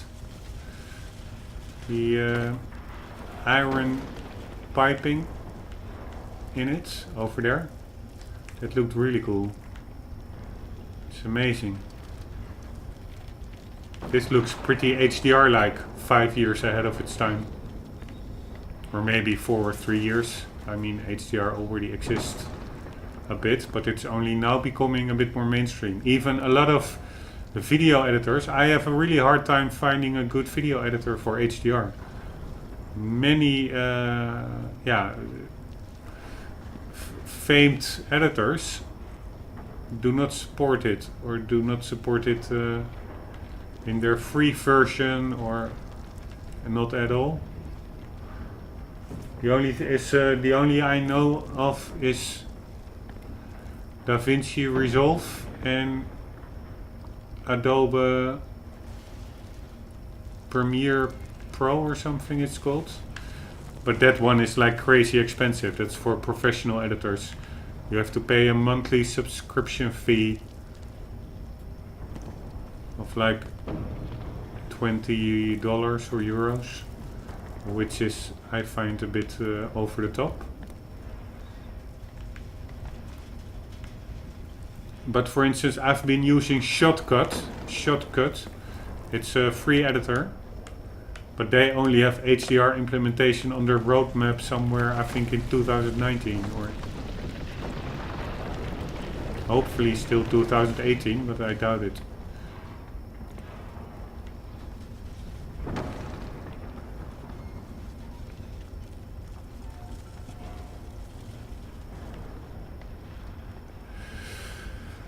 Okay, this chapter was appropriately named.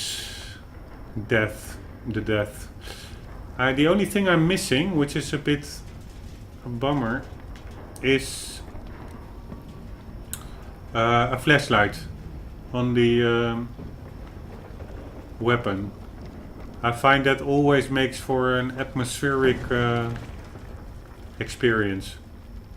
And I also read that you can customize weapons, but I think, yeah, I have no idea why they would only do it in multiplayer, but I mean, you have the same animations or the same mechanics, I assume. But I don't think it's in single player, because no, it's not here. It's not in the menu. Controller, audio, display, game. And also, the only thing you can do is activate... Oh fuck, this was a waste of adrenaline. The only thing you can do is activate, like sometimes a secondary firing mode, like a grenade launcher. An under barrel attachment.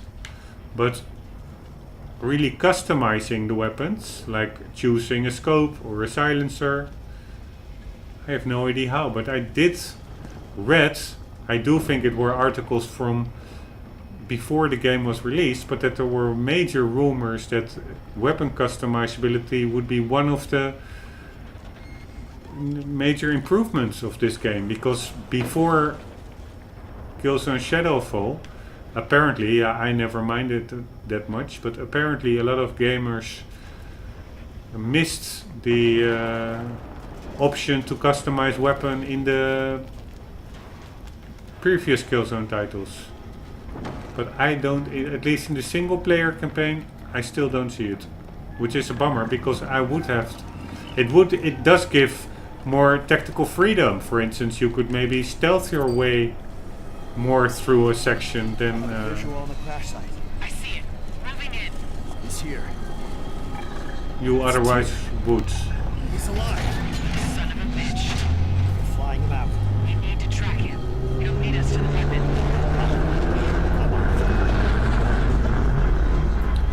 God damn it, another tower.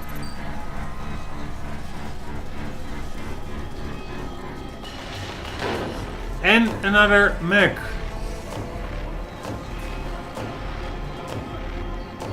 I mean, I do like it. I look forward to this battle. The only thing is, unfortunately, I cannot finish it now.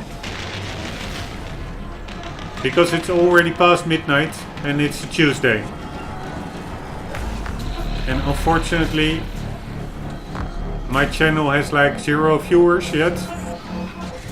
So I'm a simple working man. So I have to get up for work tomorrow. But after work I will for sure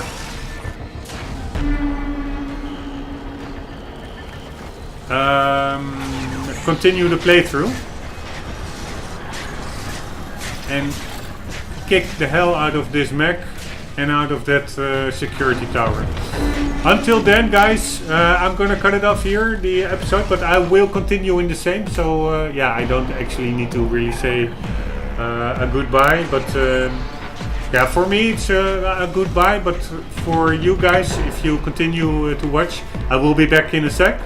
But for those who decide to also tune out together with me, see you whenever you decide to watch another part of any of my playthroughs. And yeah, for those who do stick around, I will be back in a sec. See you later, bye. And never forget, yeah, I cannot not say it at the end, even though this is not really the actual end of the episode, but I am going to repeat myself as always. Never forget, keep on gaming. See you later.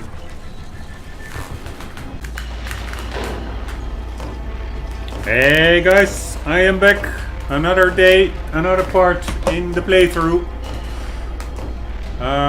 Okay, let's get my bearings. There's a mech hound over there. So let's take cover from it. Also, let's stay sharp on the collectibles. We only need, I think, 3 more. We of course missed a couple in the beginning. This one we missed the audio log all the way at the start, audio log in the middle. And we have 1 more audio log to find. No more dossiers, no more newspapers, and 1 more comic book. So from here on until the end we have 2 collectibles to find, a comic book and an audio log. And especially the audio logs are quite small. So I have to be mindful of that. Well, I am going to use the owl and these bozos. I'm wondering how far we are going to get.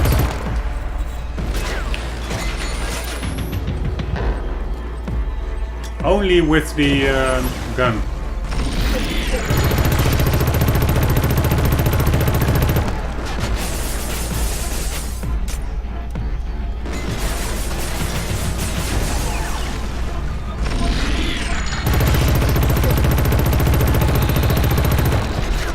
Not that far, I guess. But we have some more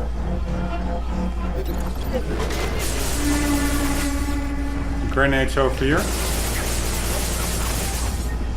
So that was actually pretty handily placed.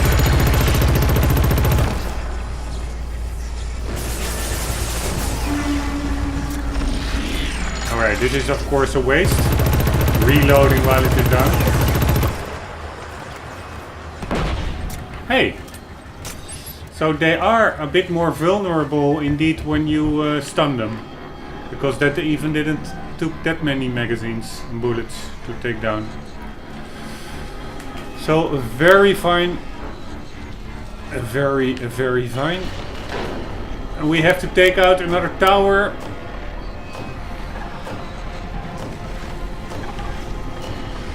And probably also some... Ah, here was a big gun as well. But no use for the big gun against the tower, I guess. And I guess we also will encounter... Wow, it looks pretty real, this rogue texture. Holy shit, another one. Oh damn. Then we maybe can use the big gun. Oh fuck.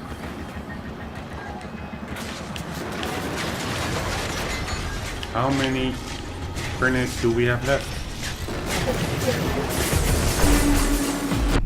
Ah, fuck me. I guess we start all the way at the beginning. No, not even. Nice.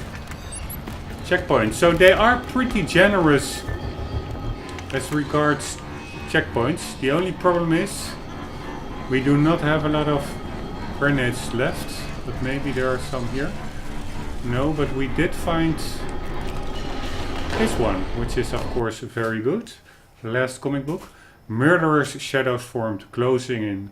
Those shifting shapes without form, without color. I struck and stabbed, my knife sunk and warm blood drenched my hands. Their cries sounded familiar and awoke memories, but I knew it was my mind playing a cruel trick. I wouldn't give in. Then the shadows disappeared, and there was silence as I waited for the gas to clear. What have you done, brother? I have no idea. And this is no, this is not the last comic book. There will be another level, I guess. Chapter after this. Okay, but the bummer is that I don't have any grenades left. That would be really helpful, to be quite honest. So let's see if there are some over here. No, not really. Okay, let's just try to take it on without grenades. We have a more powerful weapon, which should be worth something.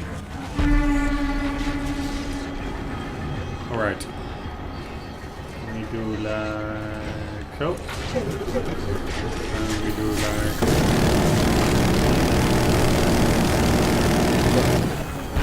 Oops. Oh. Alright, somehow my owl doesn't really... shield doesn't really hold long.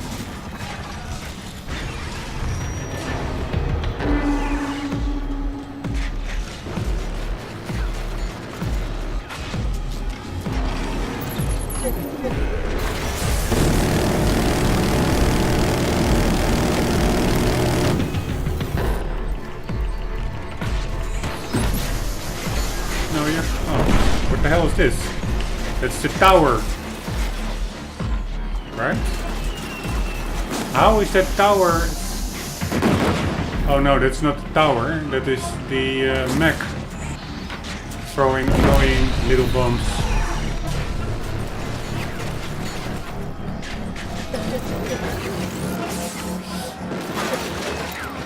Can I get a revive? Owl? Come on. Nice.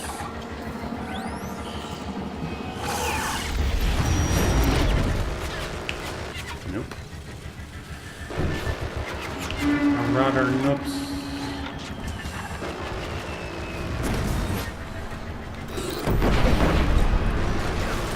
God damn it, owl! The fuck?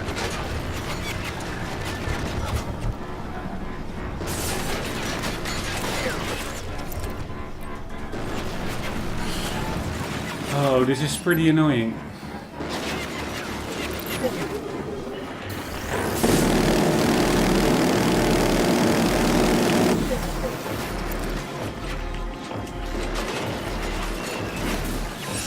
Whoa, this is pretty annoying because I cannot freaking crouch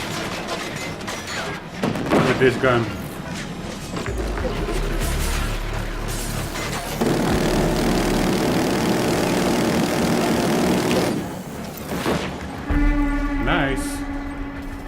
Okay, screw this gun. I want to have my crouch ability back. It was a pretty effective gun, I have to admit. Hello? Oh. Already had that gun. Okay, we got one collectible.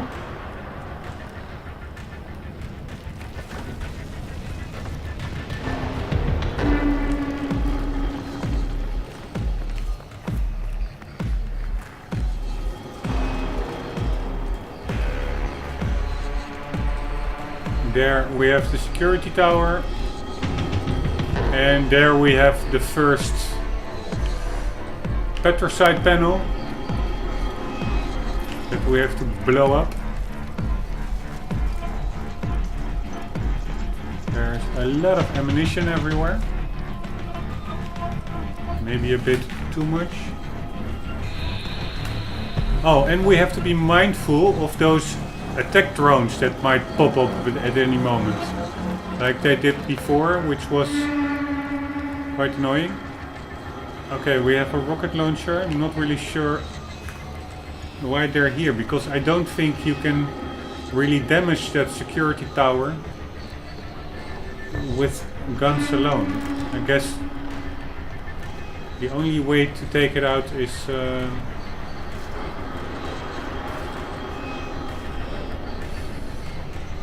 here's the second one. That's actually really nice because it's not in its sight, in its line of fire.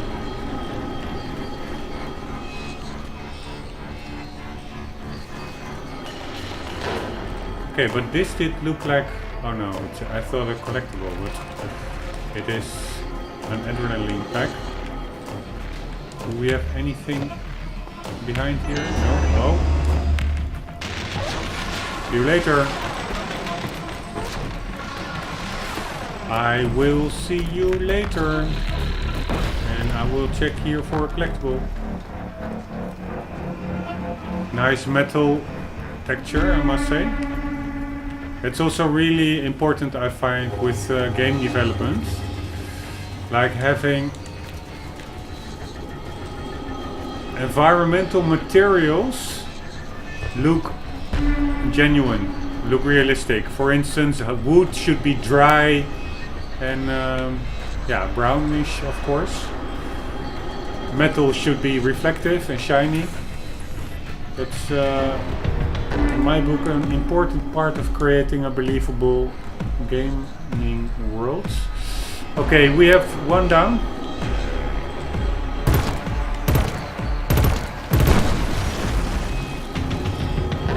And I guess if there are no attack drones popping up, there are, motherfuckers.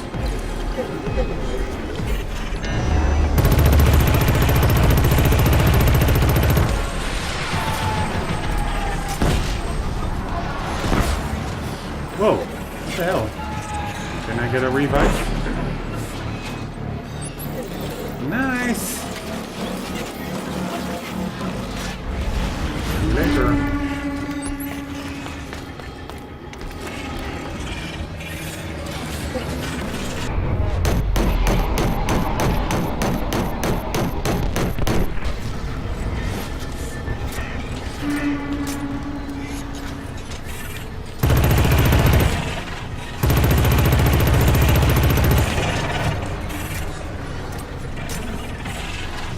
Come on, bro.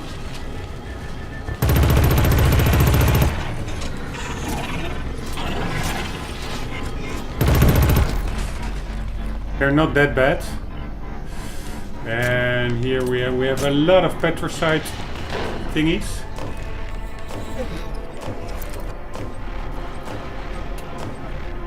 So that makes stuff way easier. But I somehow have this sneaky suspicion that this is not all that they will throw. Oh shit, I've noticed. That this is not all they will throw at us. I have somehow the suspicion that once we clear the tower, that some kind of boss fight will come up. In the sense that there are just too many heavy weapons scattered about over here.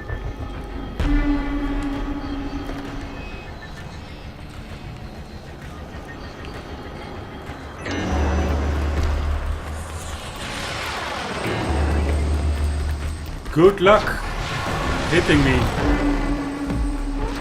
tower.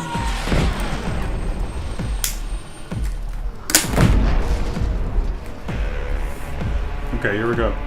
I had to light my cigarette. Sorry, I do still smoke. Don't tell anyone. I'm ashamed of it. I'm just too weak. Too much stress in real life. I run to smoking. Like so. And let's do it like so. Is it going? Hello, hello? Yes, it is. Nice, nice. Okay, so there is no boss fight coming up. Actually, I didn't really believe it was coming up, but still, I must say, there was a lot of weaponry lying about. Suspiciously much. But we are still looking for a radio log, and I really have to find it, because if I do not, then in the mopping up episodes I will have to again replay the whole chapter all the way to the end if I miss a collectible all the way in the end. Well, currently I have only one collectible missed somewhere in the beginning and one somewhere in the middle.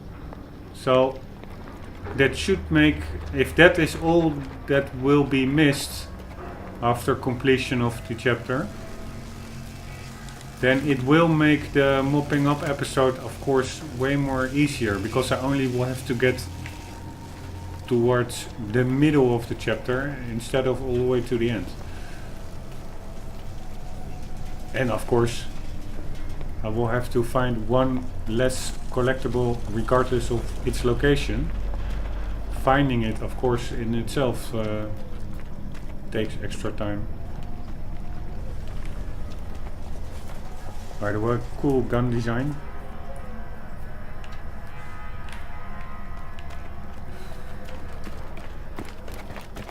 But it looks like a pretty big area, but actually it is not that big. So I already have the sneaking suspicion that I more or less covered it. But yeah, that's also what I thought in the beginning and in the middle part, and I did miss a collectible in each of those sections. So better be thorough. Better be thorough the first time than superficial and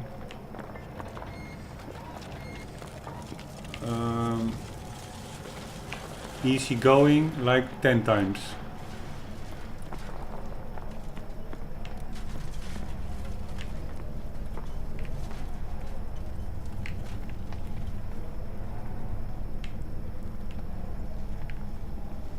Cool lighting again. In your face sunshine.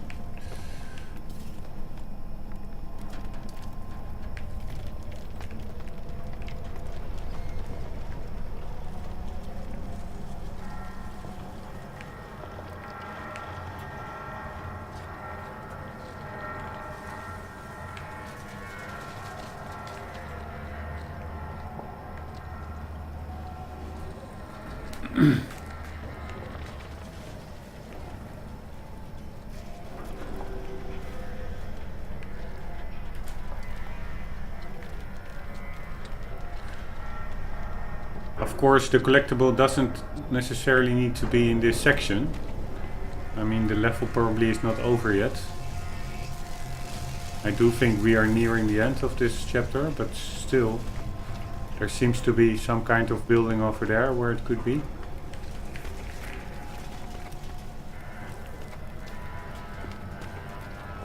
Because I sure as hell do not see it around here.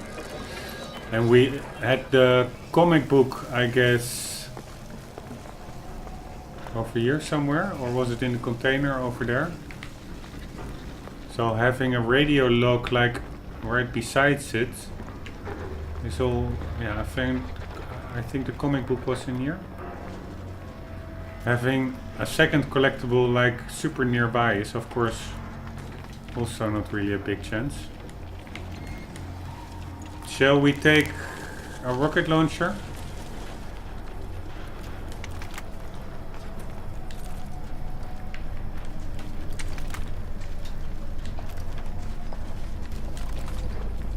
Why does it drop that weapon? That's annoying.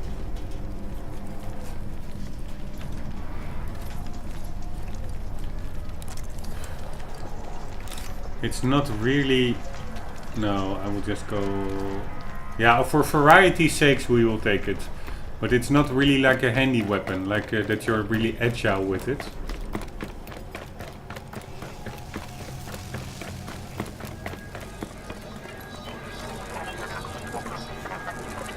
Okay, can I get some anti-gravity?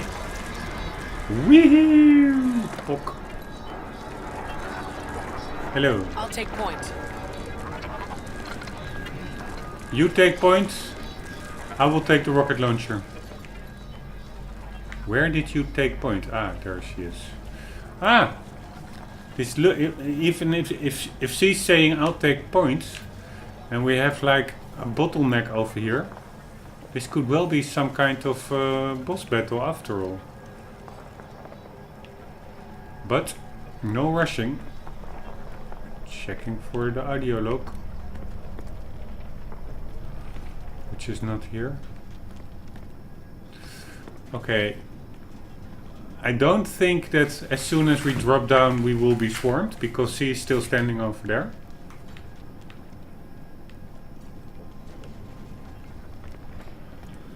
Let's see what happens. cool that you can look through that structure. In other games, in previous generation, probably it would have been locked off for the sake of sparing resources. That the total level behind this little wall does not need to be loaded in memory anymore. But currently, it can all still simply remain active. Bigger draw distances. Bigger environments. Tremor, move! Watch for falling debris. Kellen, heads up! Yeah, heads up. I can't really move. I'm pretty slow. Okay, you know what? No. It's not like I was... Oh, my rocket launcher is gone. Oh no, I still have it. Nice. It's not like I'm moving slowly because of the rocket launcher. It's landing. It's just past the ridge. Come on. Because also with the other weapon, I'm super slow. Or is it maybe that because I'm carrying it, that I'm slow? Even if you do not have it equipped, as long as you have it on your body, it will diminish your speed. I don't know. Just checking out over there, the ridge. No, now I'm quick again.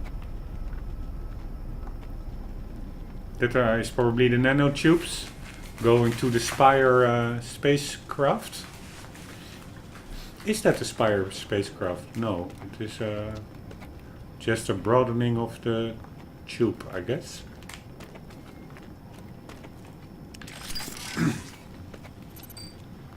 By the way, I said that VSA gun I was just carrying. I see him. But damn, this is He's the end. leading us right towards the weapon. This is probably the end of the It's level. heavily armed.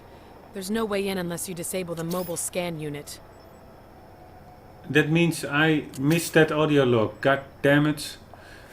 Anyways, I'm saying that said that the I'll find another way down. weapon was If we flank our approach, we stand a better chance of breaking through. God damn it. If it comes to it, Kellen, the weapon takes priority. We can't let them use it. Let's make sure it doesn't come to that.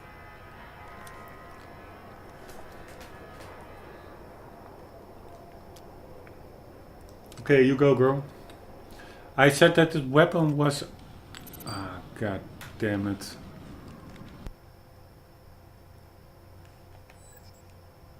Shit, I have to mop up the whole previous chapter because I missed a collectible all the way at the end.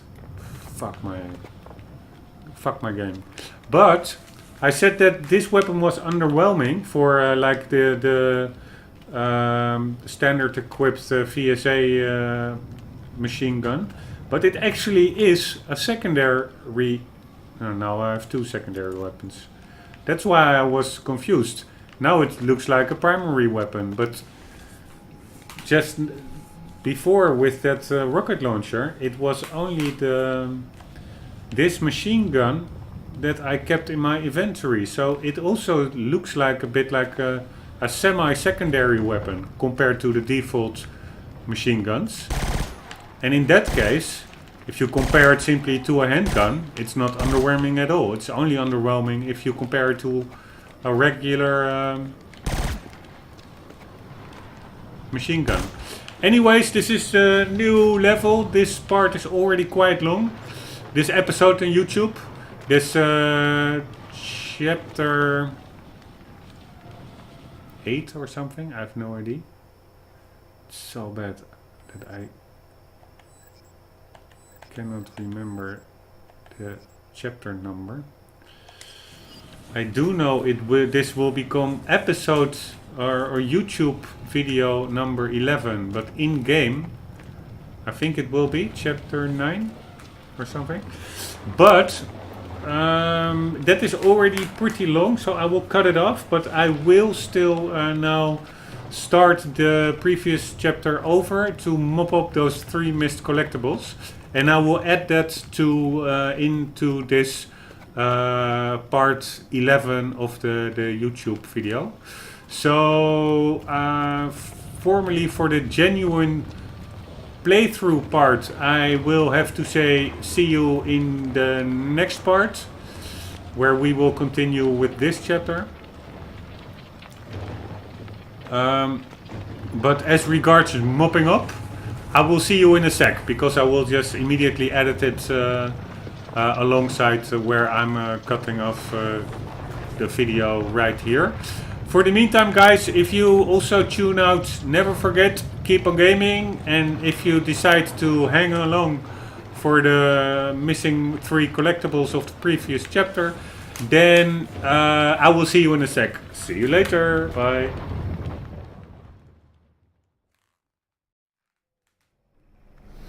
Okay, guys, I have found the first audio log. I am not sure whether it actually is the first one or this middle one. I for sure hope it's the first one, because otherwise I do have to get back, because then apparently even in the mopping up episode I missed this one. But let's see where it slots in if we pick it up.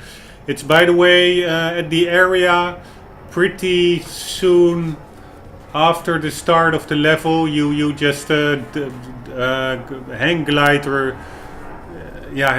in, and then you cross some derelict buildings through some rubble. Here you have the first security tower, and after disabling it, you here have this broken stairwell, which I actually went on during the genuine playthrough.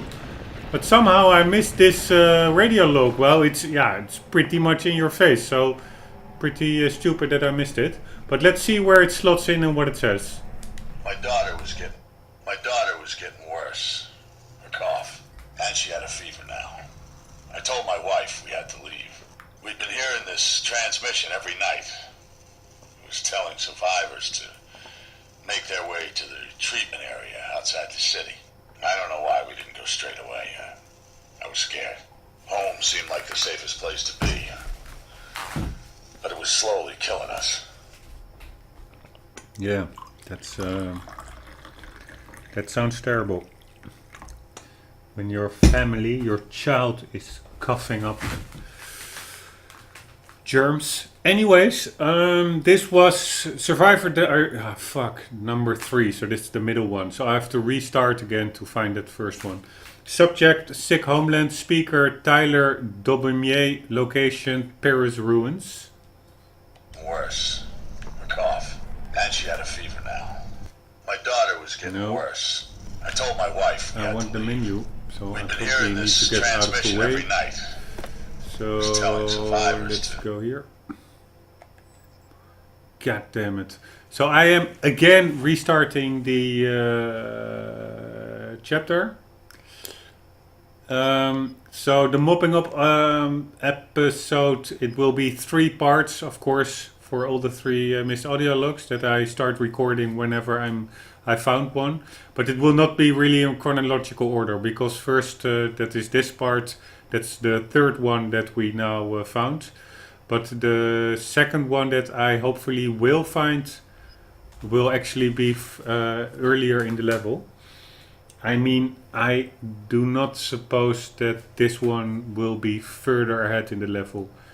I do still presume that this is somewhat more or less in the order of the gameplay sequences.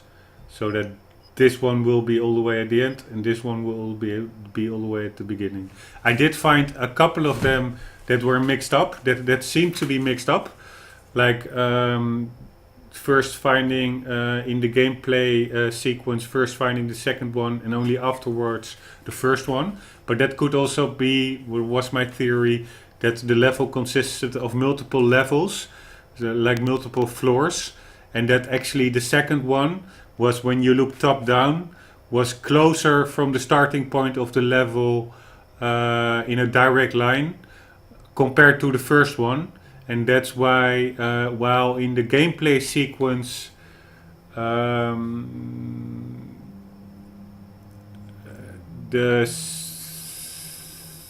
yeah, I'm getting confused even talking about it.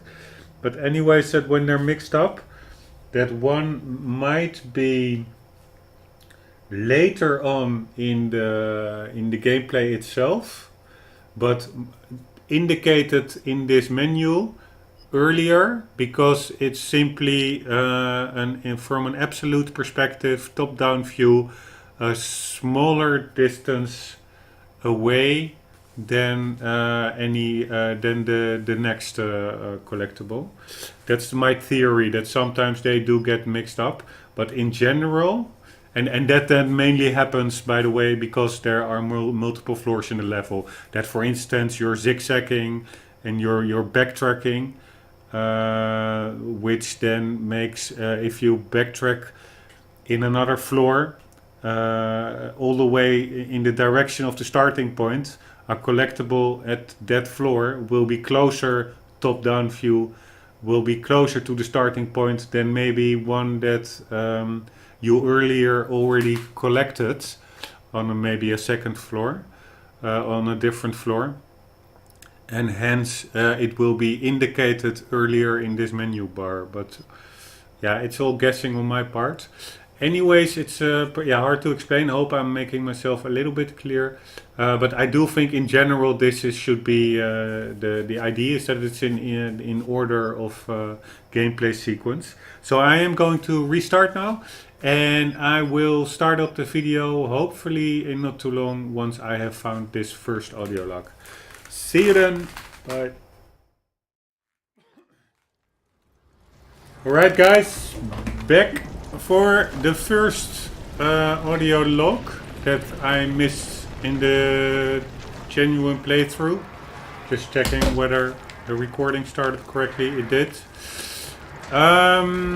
This is actually pretty much near the beginning. Behind or on top of that building is where you hang glides up onto.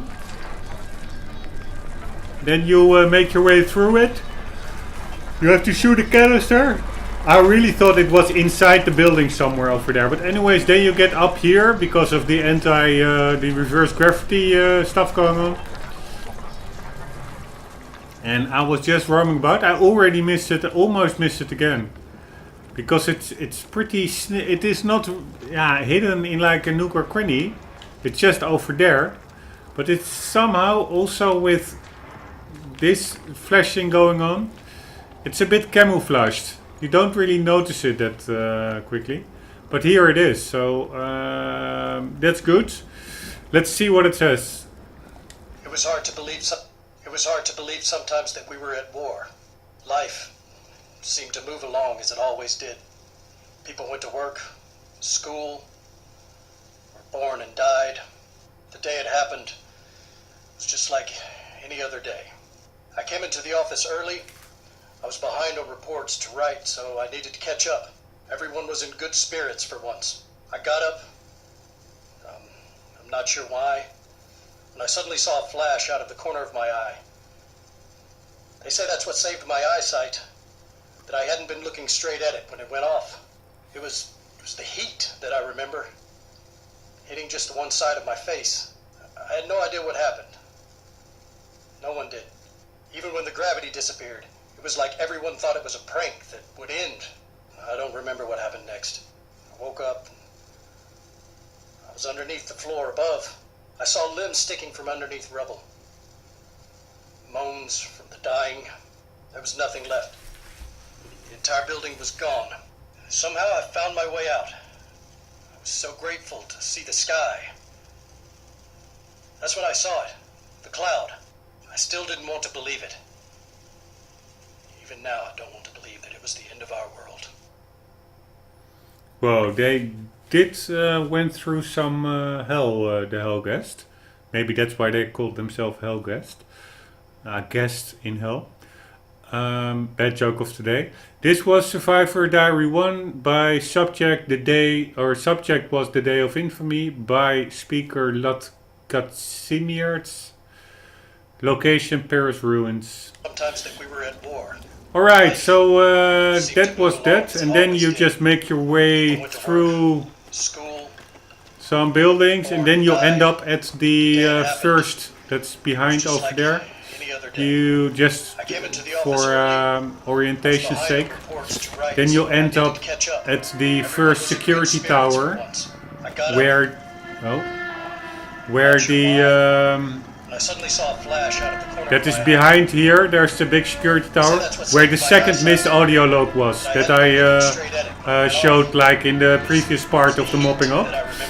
Okay, I will continue with finding the last collectible, which is all the way at the end of the game. I think in that section with the last security tower, just before you meet up again with Echo. But that means I do have to replay through the whole level, and I will, I will do that as quickly as possible, so I will not record it. I will see you at the last collectible. See you later.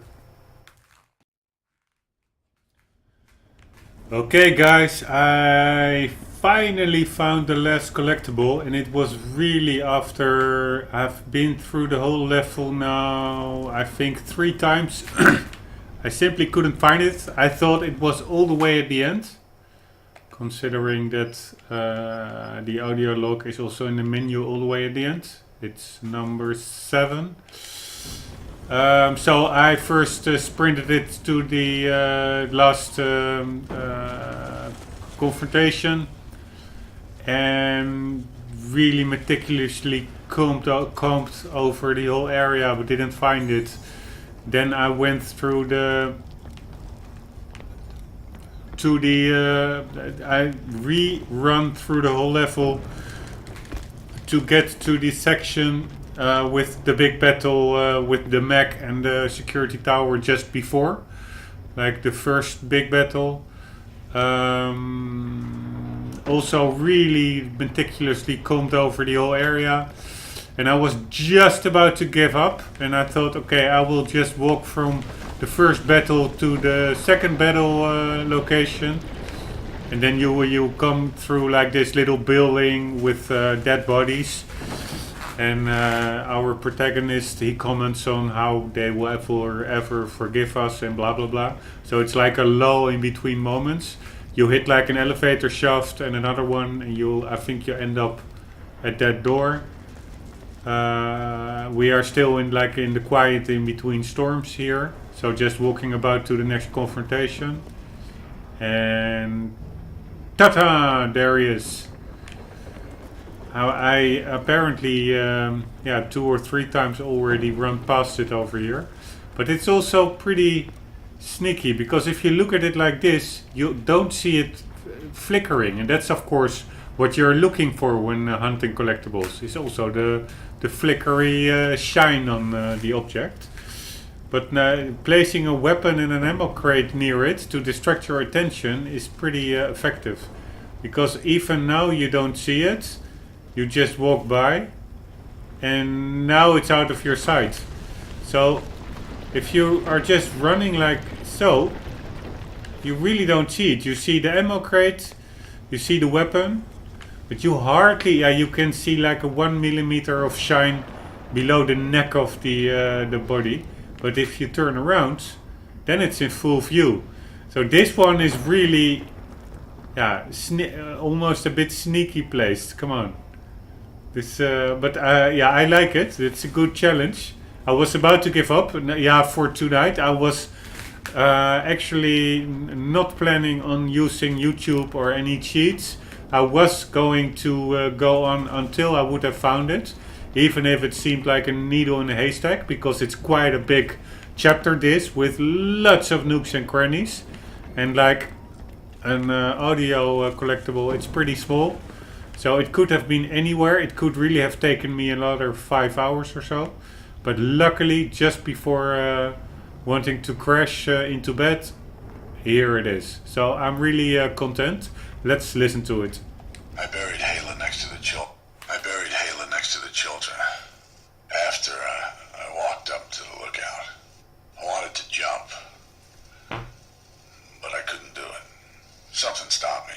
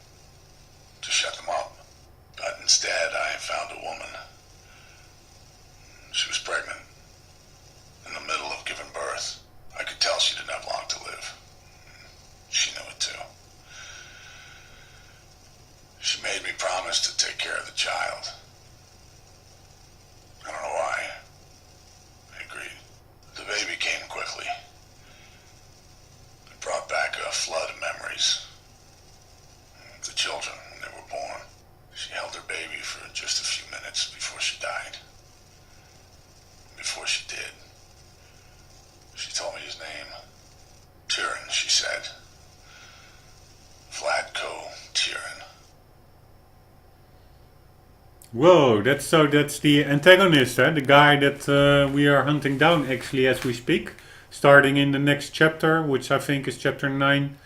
Yeah, Flatcoat Tyrann is the one we're after, and of course the weapon that he is in possession of. This was Survivor Diary 7, subject Little Miracle, speaker Chris Howe, location Paris Ruins.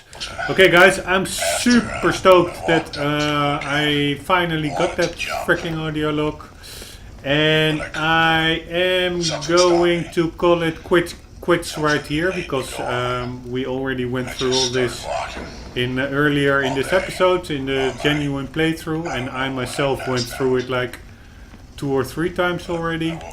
So, by the way, just to get your bearings on where this building was, this is where the last big battle takes place. I guess it was the scream that woke me. It came from the shell of a building. It's Tyrann. Terrible scream. That's the little miracle, the baby that was born in the building, in the rubble. That's why I went inside. To shut him up. But so this is the second big battle with the mechs and the security tower, and the audio log was actually placed inside of this building. So I am going to call it quits. I hope it was of use to anyone looking themselves for the collectibles. Looking forward to tomorrow's weekend. After work I will immediately continue the playthrough and probably end it tomorrow or the day after in the weekend, because I do think we are pretty far ahead in the game already. Then afterwards I will be thinking about which playthrough to continue with. I still haven't got my new PC ready because the Intel processor isn't out yet. The new one, the 9700K. So I can't really render efficiently or in a reasonable amount of time 8 HDR games, because it does require, the codec does require some more computer horsepower. So it will probably have to be a non-HDR game. So no Gran Turismo Sport, no Ratchet & Clank. I'm not sure about Wolfenstein. I don't have it yet, but maybe I could get it. Whether that's HDR. So I am thinking of continuing The Evil Within 2, which was also already very long on hold, and it's just a waste not to finish a playthrough. So probably that will be it, but first let's in this weekend complete the playthrough of Killzone Shadowfall. Really looking forward, hope you enjoyed. Guys, until the next time, and for the meantime, keep on gaming. See you later.